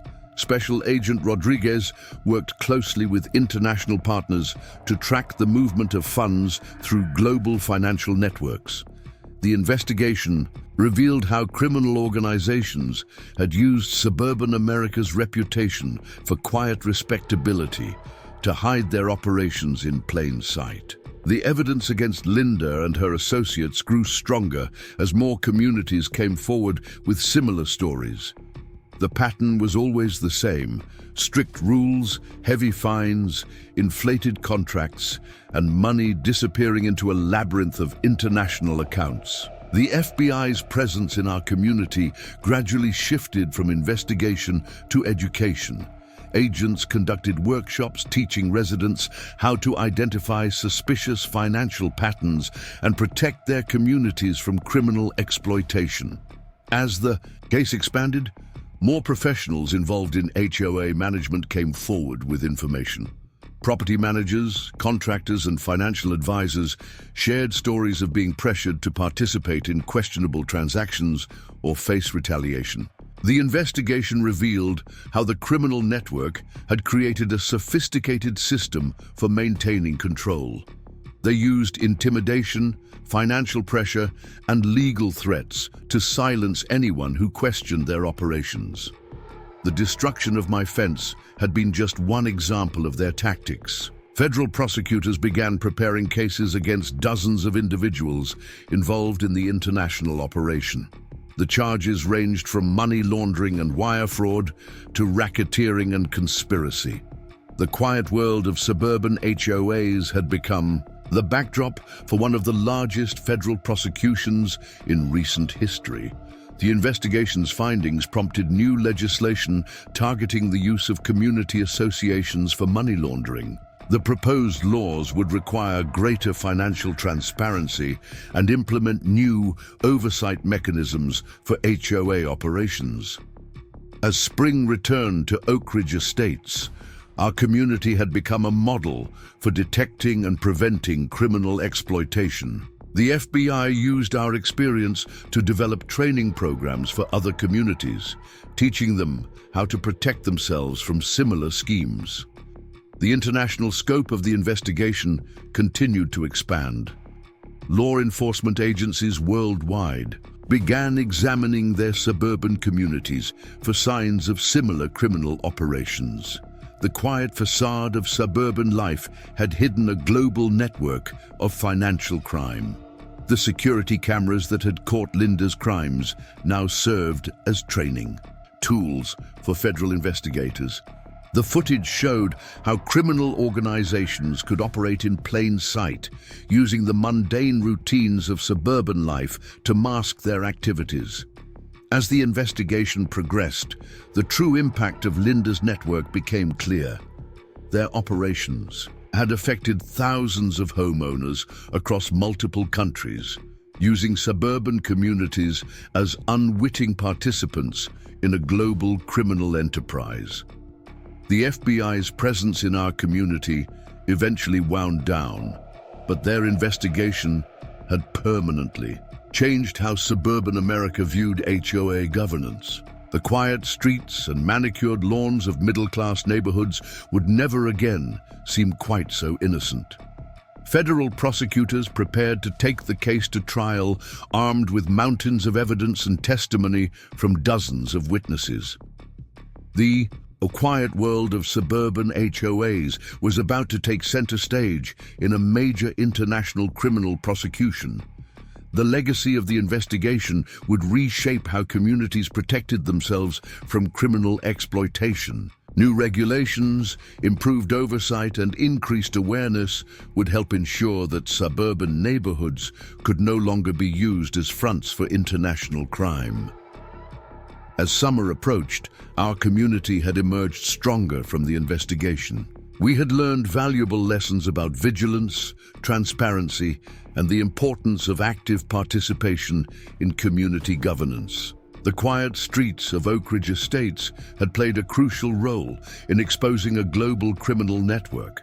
The story of our community's unwitting involvement in international crime would serve as a warning to others.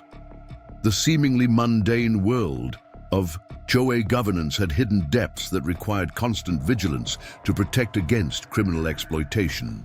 The federal courthouse in downtown bustled with unprecedented activity as the international HOA money laundering trial began. Media trucks lined the streets, their satellite dishes reaching toward the gray sky like mechanical sunflowers. Security was tight. Federal marshals checked credentials at every entrance, while bomb-sniffing dogs patrolled the perimeter. Inside Courtroom 12, Judge Maria Gonzalez presided over what prosecutors had dubbed Operation Clean House. The gallery was packed with journalists, affected homeowners, and law enforcement officials from multiple countries. At the defense table sat Linda Barrett alongside 5 co-defendants, each representing different aspects of the international criminal enterprise. Lead prosecutor Alexandra Chen opened the government's case with a powerful statement. Ladies and gentlemen of the jury, this case will show you how a group of sophisticated criminals turned American suburbia into their personal ATM. They didn't use guns or masks. They used bylaws and assessment fees.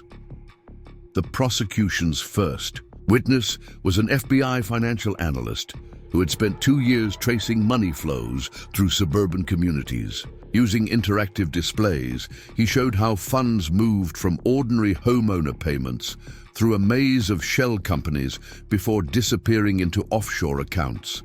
Each inflated contract, each unnecessary assessment created layers of legitimate-looking transactions, the analyst explained. By the time the money reached its final destination, it had been cleaned through dozens of seemingly normal community expenses. Europol investigator Hans Müller testified about parallel schemes discovered in European suburbs. His team had tracked similar patterns across multiple countries: strict HOA rules, excessive fines, and mysterious construction projects that never seemed to end. These operations were masterfully disguised, Muller testified.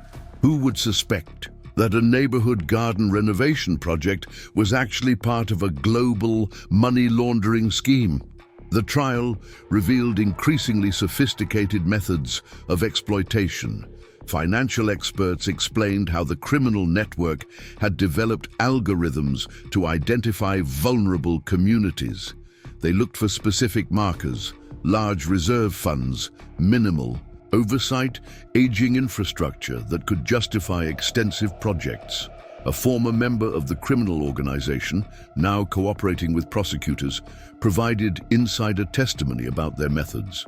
Speaking from behind a privacy screen, he described how they manipulated community politics to gain control of HOA boards. "We called it suburban infiltration," the witness explained. "First, we'd buy properties through shell companies. Then we'd get our people elected to the boards. Once we controlled the purse strings, the real operation began."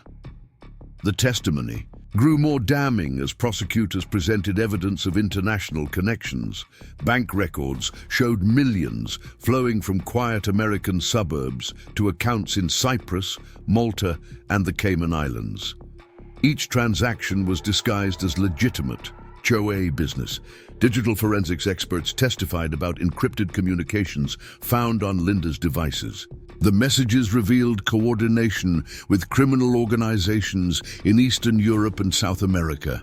What had started as a local fence dispute had uncovered a vast network of financial crime. Linda's defense team tried to portray her as an unwitting participant, arguing that she had been manipulated by more sophisticated criminals, but emails and recorded conversations showed her deep involvement in planning and executing the schemes. The prosecution called homeowners from affected communities across the country. Their stories followed similar patterns: arbitrary rule changes, sudden assessment increases, and retaliation against anyone who questioned the board's decisions. An elderly couple from Florida described losing their retirement home after challenging suspicious HOA fees.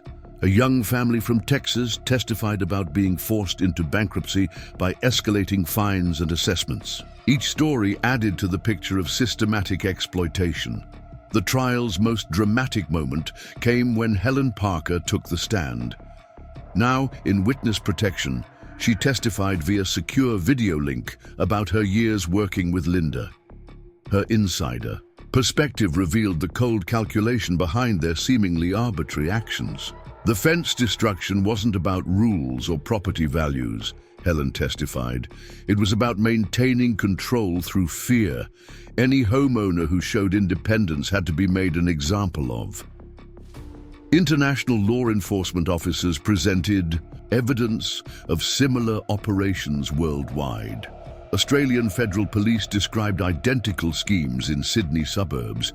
Canadian investigators had uncovered parallel operations in Toronto neighbourhoods. The evidence mounted as prosecutors methodically connected the dots between suburban HOAs and international crime syndicates. Bank records, email chains, and surveillance footage painted a picture of sophisticated financial manipulation hidden behind a facade of community governance. Cybersecurity experts explained how the criminal network had used technology to coordinate their operations. Encrypted messaging apps, blockchain transactions, and sophisticated accounting software had helped conceal their activities from routine audits.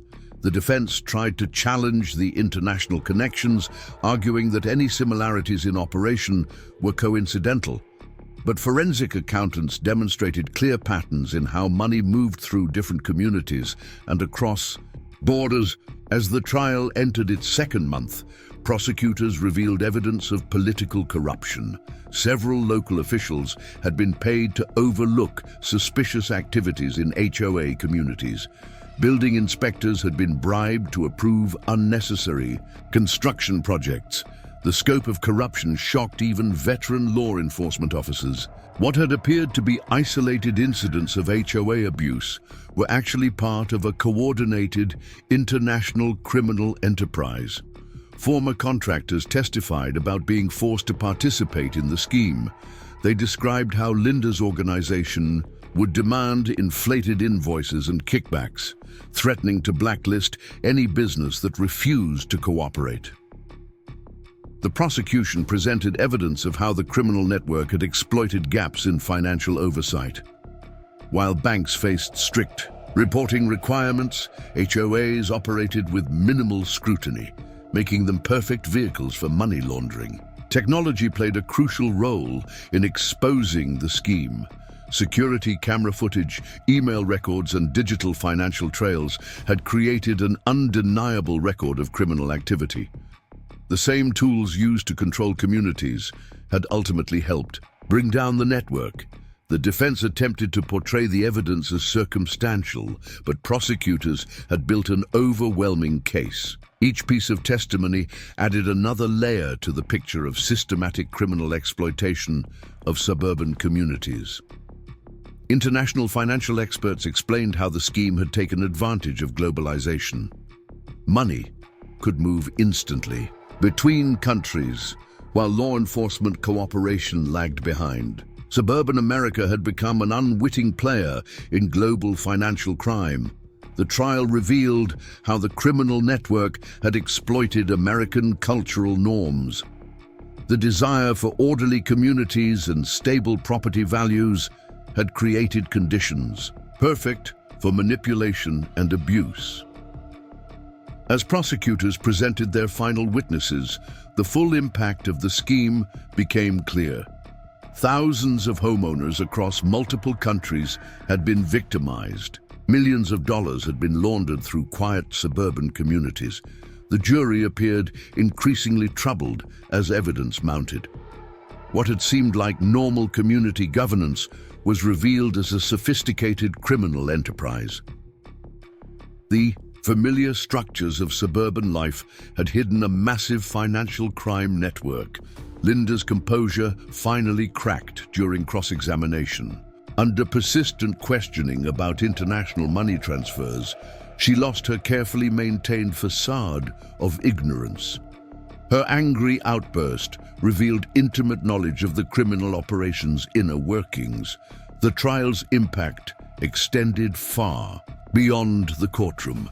Communities across the country began examining their own HOA operations more carefully. Property management companies implemented new oversight procedures. Real estate agents warned buyers about potential red flags. As closing arguments approached, prosecutors had presented a compelling picture of organized crime operating through suburban communities. The evidence showed how criminal organizations had turned quiet neighborhoods into money laundering operations. The defense made a final attempt to portray Linda as a minor player in a larger scheme, but the evidence told a different story. Email records and financial transactions showed her central role in coordinating between local operations and international crime syndicates. The jury received final instructions after 3 months of testimony. They would consider charges ranging from money laundering and wire fraud to racketeering and conspiracy. The quiet world of suburban HOAs had become the setting for a major international criminal prosecution. As deliberations began, the case had already prompted changes in how communities protected themselves from criminal exploitation. New regulations were being developed to prevent similar schemes. The legacy of the investigation would reshape suburban governance for years to come. The trial had exposed vulnerabilities in how suburban communities operated. Criminal organizations had exploited the lack of oversight and community trust to create sophisticated money laundering operations. The lesson was clear. Vigilance and transparency were essential to protecting neighborhoods from criminal exploitation. The jury's deliberations in the international HOA money laundering case stretched into their second week.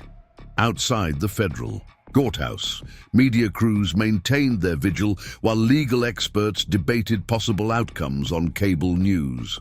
The case had captured public attention, transforming suburban governance from a mundane topic into primetime discussion material. Inside the courthouse, Special Agent Victoria Rodriguez reviewed new evidence that continued to arrive from international partners.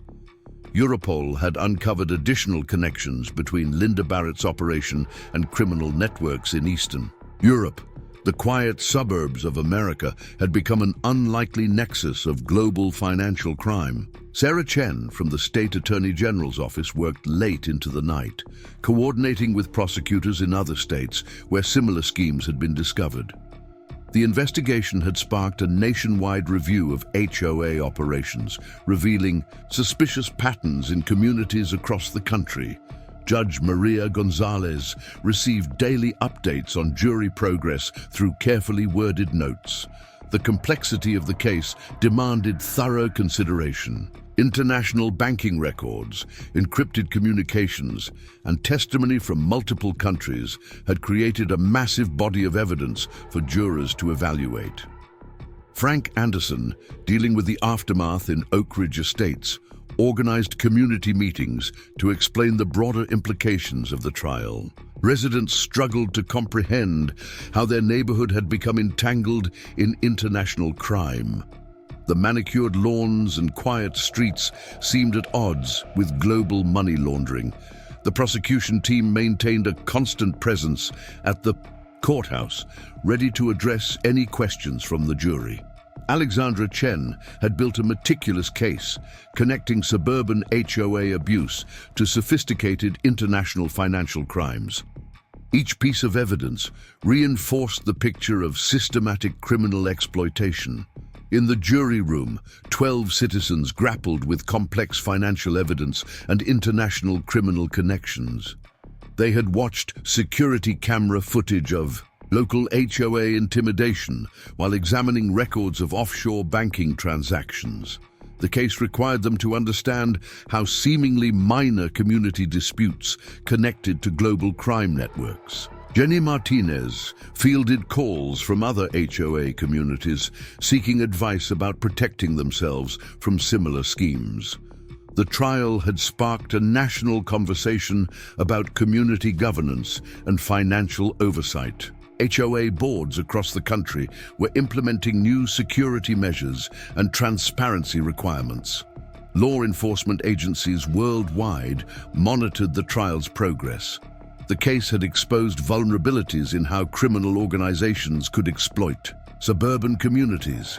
Similar investigations were underway in multiple countries, each revealing comparable patterns of abuse and financial manipulation. Tom Wilson discovered additional evidence while reviewing old community records. Hidden in routine maintenance reports were codes used to track laundered funds through various shell companies. The mundane details of suburban life had concealed sophisticated criminal operations. The jury's questions focused on international, financial transactions and community governance structures. They requested clarification about banking regulations and HOA oversight requirements. The case challenged them to understand how criminal organizations had exploited gaps between local and international law enforcement. Special Agent Rodriguez received updates from Interpol about parallel investigations in European suburbs. Criminal networks had adapted similar techniques across multiple countries, using community associations to hide illegal financial operations. The quiet streets of middle-class neighborhoods had become corridors for international crime. The defense team made last-minute attempts to challenge evidence linking local HOA operations to international criminal networks. They argued that similarities in operation were coincidental rather than coordinated, but forensic accountants had demonstrated clear patterns in financial transactions and communication records. Mary Rodriguez, still dealing with losses from questionable HOA fees, attended court sessions regularly. She represented thousands of homeowners who had unwittingly contributed to international money laundering through routine assessment payments. The case had revealed how criminal organizations exploited community trust. The jury requested transcripts of testimony about encrypted communications between Linda Barrett and international criminal figures. Digital forensics experts had uncovered messages coordinating financial transactions through seemingly legitimate community projects. Modern technology had both enabled the crimes and helped expose them. Alexandra Chen prepared for possible jury questions about complex financial evidence. The prosecution had demonstrated how criminal organizations moved money through suburban communities, disguising illegal funds as routine HOA expenses. Each transaction created layers of legitimate-looking documentation. The defense team attempted to portray Linda as an unknowing participant in larger criminal operations. But email records and recorded conversations revealed her sophisticated understanding of international money laundering techniques. Her role had extended far beyond local community management. Judge Gonzalez received notice that the jury was nearing a decision. The courthouse buzzed with anticipation as reporters positioned themselves for breaking news. The verdict would have implications for community governance and financial crime investigation worldwide. International law enforcement officials gathered to witness the outcome. The case had demonstrated the need for better coordination between local and international agencies. Criminal organizations had exploited gaps in oversight to operate across borders with relative impunity. The prosecution team reviewed key evidence one final time. Security camera footage showing local intimidation tactics connected directly to international banking records. The case had revealed how criminal organizations used suburban communities as facades for global financial crime. Helen Parker's testimony about internal operations proved crucial to jury deliberations. Her insider perspective had illuminated how criminal organizations identified and exploited vulnerable communities. The pattern of abuse extended from local harassment to international money laundering. The jury foreman's message to Judge Gonzalez indicated questions about specific financial transactions. They sought clarification about how money moved through various shell companies before reaching international destinations. The complexity of the scheme required careful examination. Special Agent Rodriguez coordinated with international partners. As verdict preparations began, law enforcement agencies worldwide prepared to act on information revealed during the trial. The case had created new protocols for investigating community-based financial crimes. The defense made final attempts to separate local HOA operations from international criminal networks. But evidence showed clear coordination between suburban community management and global money laundering operations. The connection between local abuse and international crime was undeniable. Jenny Martinez developed new guidelines for HOA governance. Based on lessons from the trial, communities needed better protection against criminal exploitation. Transparency requirements and financial oversight procedures became essential components of community management. The jury's deliberations revealed the challenge of understanding how criminal organizations exploited suburban communities. They examined evidence showing how routine HOA operations could mask sophisticated financial crimes. The case demonstrated the vulnerability of community associations to criminal manipulation. Alexandra Chen prepared for post-verdict proceedings that would address asset recovery and community restitution. The trial had exposed how criminal organizations used HOA funds for money laundering operations. Recovering stolen resources would require international cooperation. The courthouse security team implemented special procedures for verdict announcement. The case had drawn attention from international media and law enforcement agencies. The outcome would influence how communities worldwide protected themselves from criminal exploitation. Tom Wilson organized community support networks to help affected homeowners. The trial had revealed how criminal organizations systematically exploited vulnerable residents. Recovery would require both financial restitution and community healing. The jury requested clarification about international banking regulations and HOA oversight requirements. Understanding how criminal organizations exploited regulatory gaps became crucial to reaching a verdict. The case demonstrated the need for better coordination between local and international law enforcement. Special Agent Rodriguez coordinated with Europol about evidence linking suburban communities to international crime networks. The investigation had revealed similar patterns of exploitation across multiple countries. Criminal organizations had created sophisticated systems for using community associations as money laundering vehicles. The defense team made final attempts to challenge digital evidence showing coordination between Linda and international criminals. But encrypted communications and financial records demonstrated clear patterns of organized criminal activity. Technology had both enabled the crimes and provided crucial evidence. Jenny Martinez worked with other community leaders to implement new protective measures. The trial had exposed vulnerabilities in how associations managed resources and made decisions. Better oversight and transparency became essential to preventing criminal exploitation. The jury's questions focused on specific financial transactions that connected local HOA operations to international crime networks. They examined how routine community expenses could disguise money laundering operations. The case revealed sophisticated methods for hiding criminal activity within normal suburban life. Alexandra Chen prepared for questions about international financial evidence. The prosecution had demonstrated how criminal organizations moved money through multiple communities before reaching offshore accounts. Each transaction created layers of apparently legitimate documentation.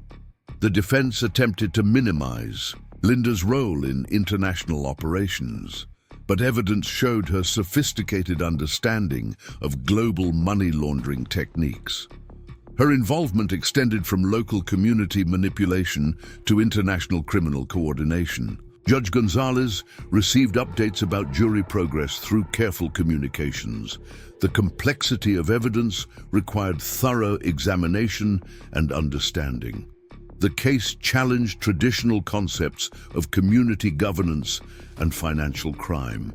International observers awaited the verdict's implications for global law enforcement.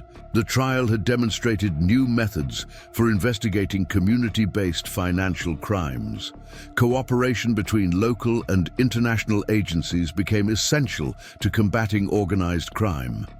The prosecution team organized evidence showing how criminal organizations identified vulnerable communities. They looked for specific markers that made associations susceptible to exploitation.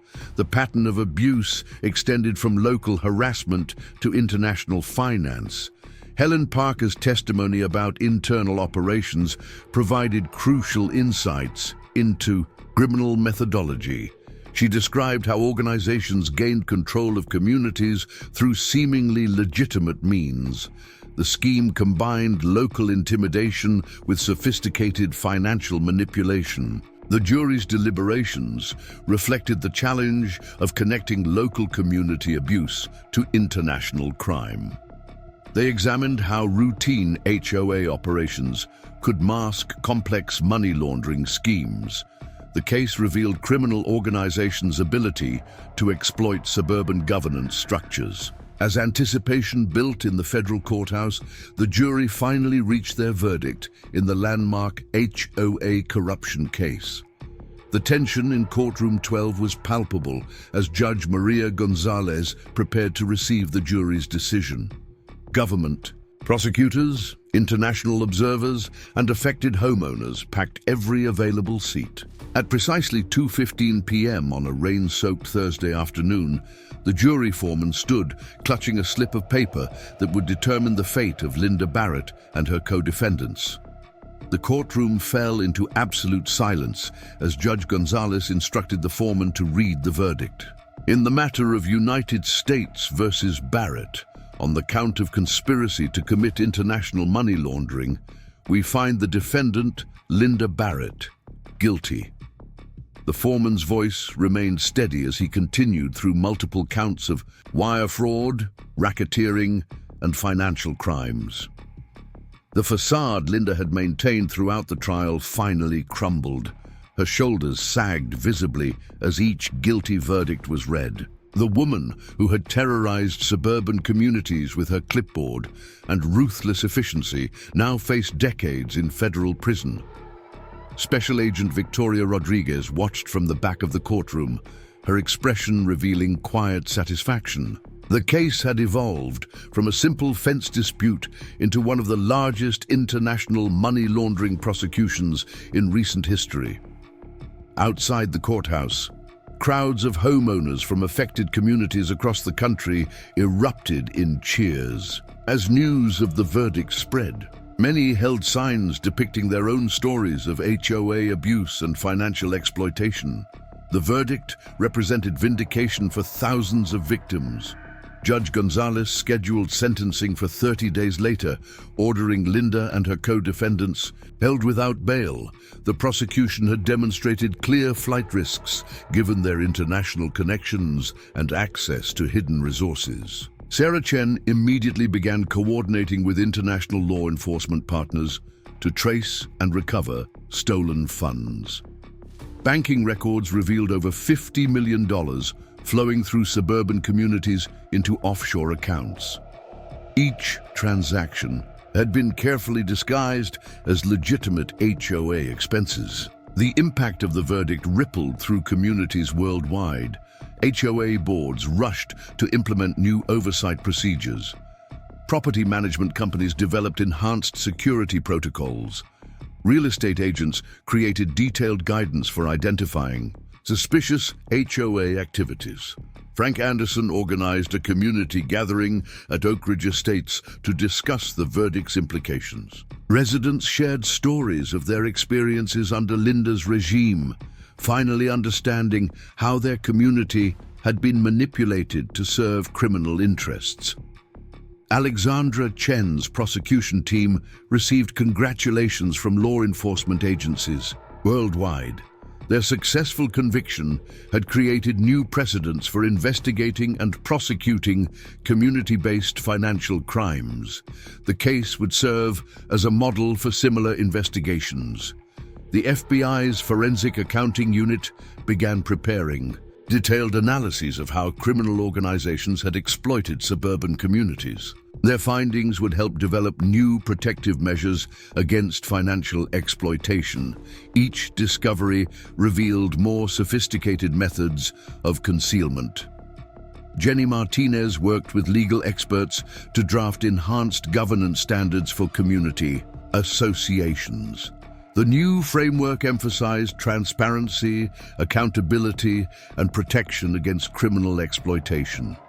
Regular audits and oversight became mandatory requirements. International investigators continued uncovering connections between suburban HOAs and global crime networks.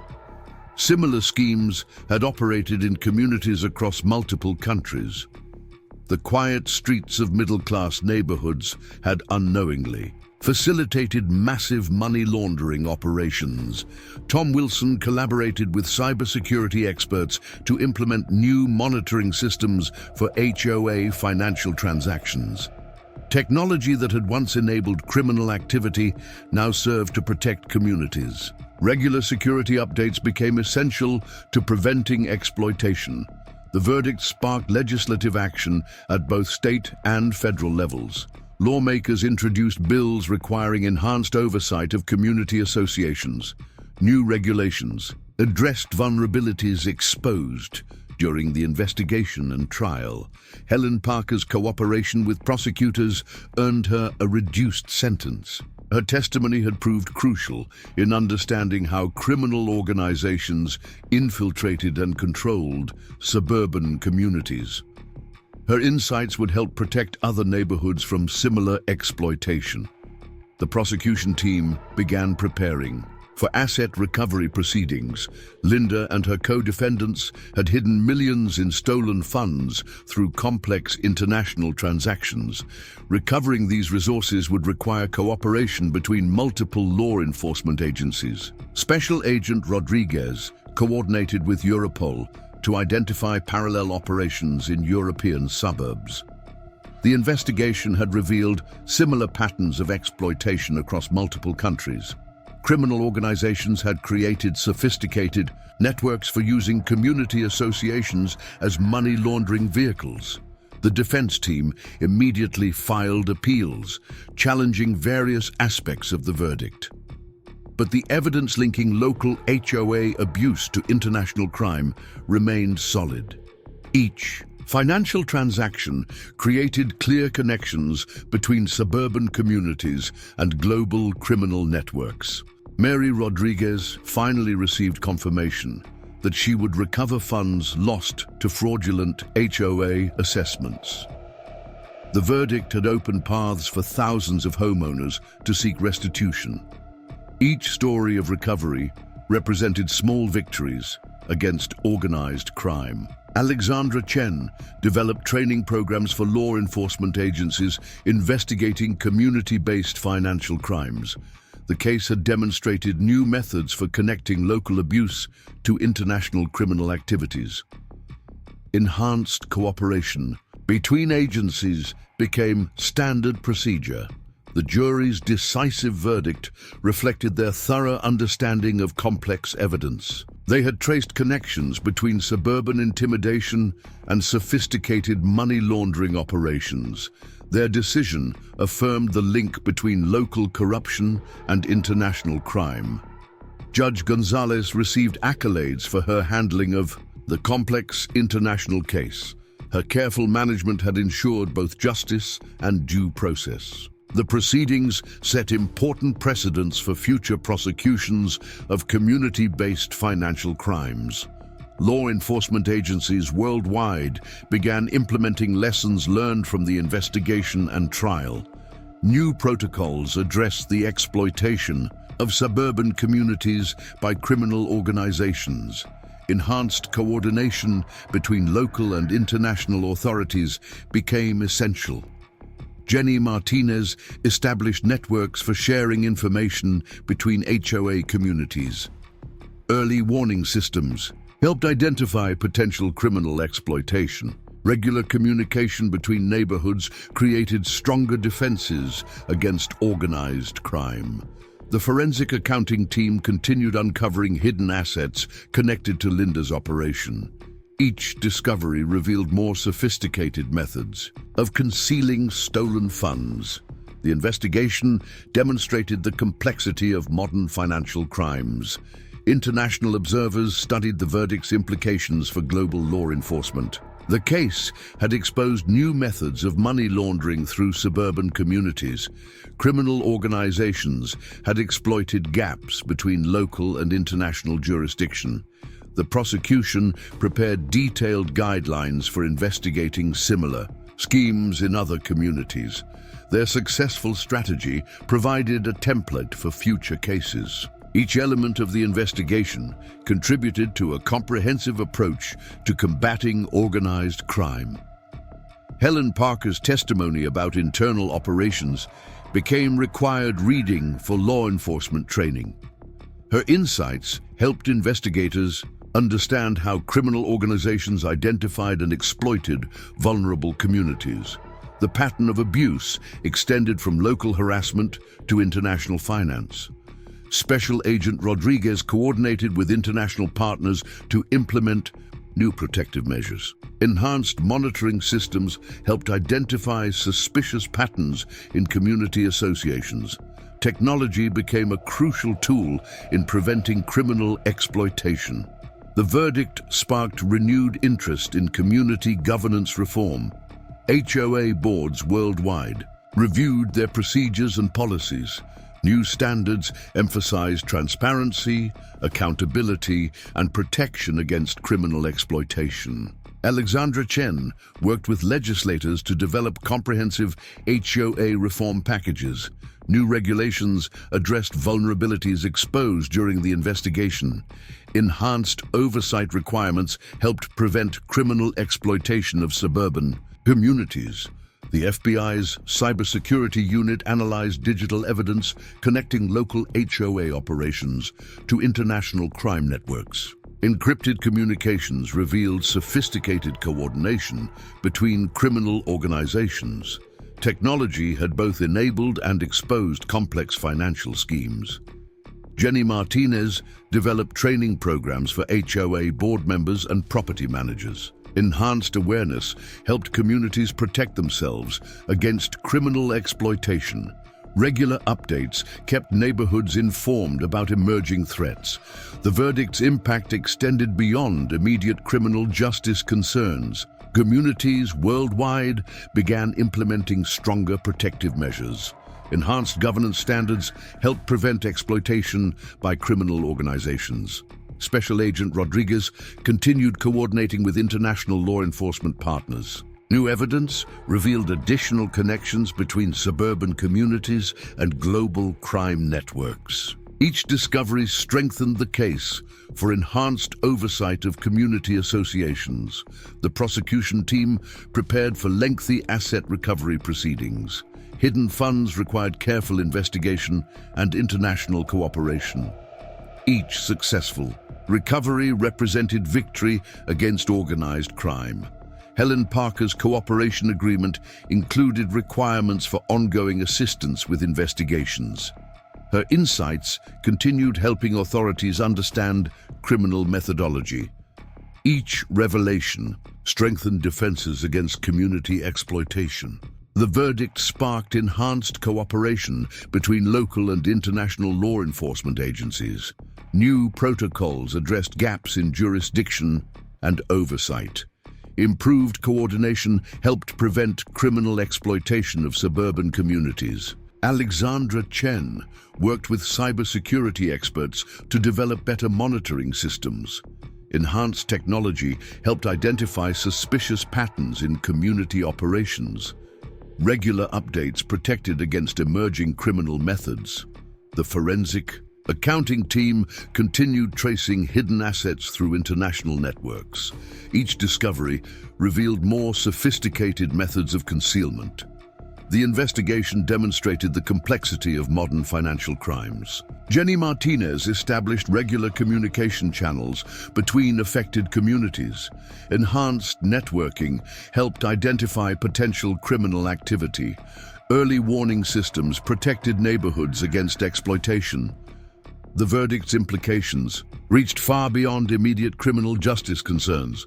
Communities worldwide implemented stronger protective measures. Enhanced oversight requirements helped prevent exploitation by criminal organizations.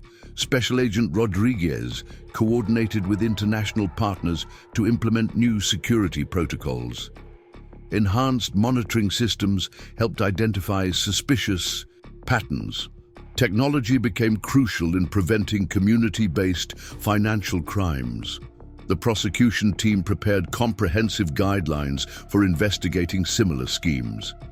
Their successful strategy provided templates for future cases. Each element contributed to better protection against organized crime. 5 years after the landmark HOA corruption case, Oakridge Estates had transformed into a model community for transparent governance and resident empowerment. The morning sun cast long shadows across my rebuilt fence, now a symbol of resilience and change in suburban America. The final chapter of Linda Barrett's story concluded in a federal penitentiary, where she would spend the next 25 years contemplating how her quest for control had led to her downfall. The network she had built lay in ruins, its international connections severed by ongoing law enforcement operations. Special Agent Victoria Rodriguez still visits occasionally, using our community as a training example for new FBI agents specializing in financial crimes. The case has become required study at the FBI Academy, demonstrating how local disputes can uncover sophisticated criminal enterprises. The security cameras that once caught Linda destroying my fence now serve a different purpose. They're part of a nationwide early warning system, helping communities identify and prevent potential exploitation. Technology that once documented crime now protects against it.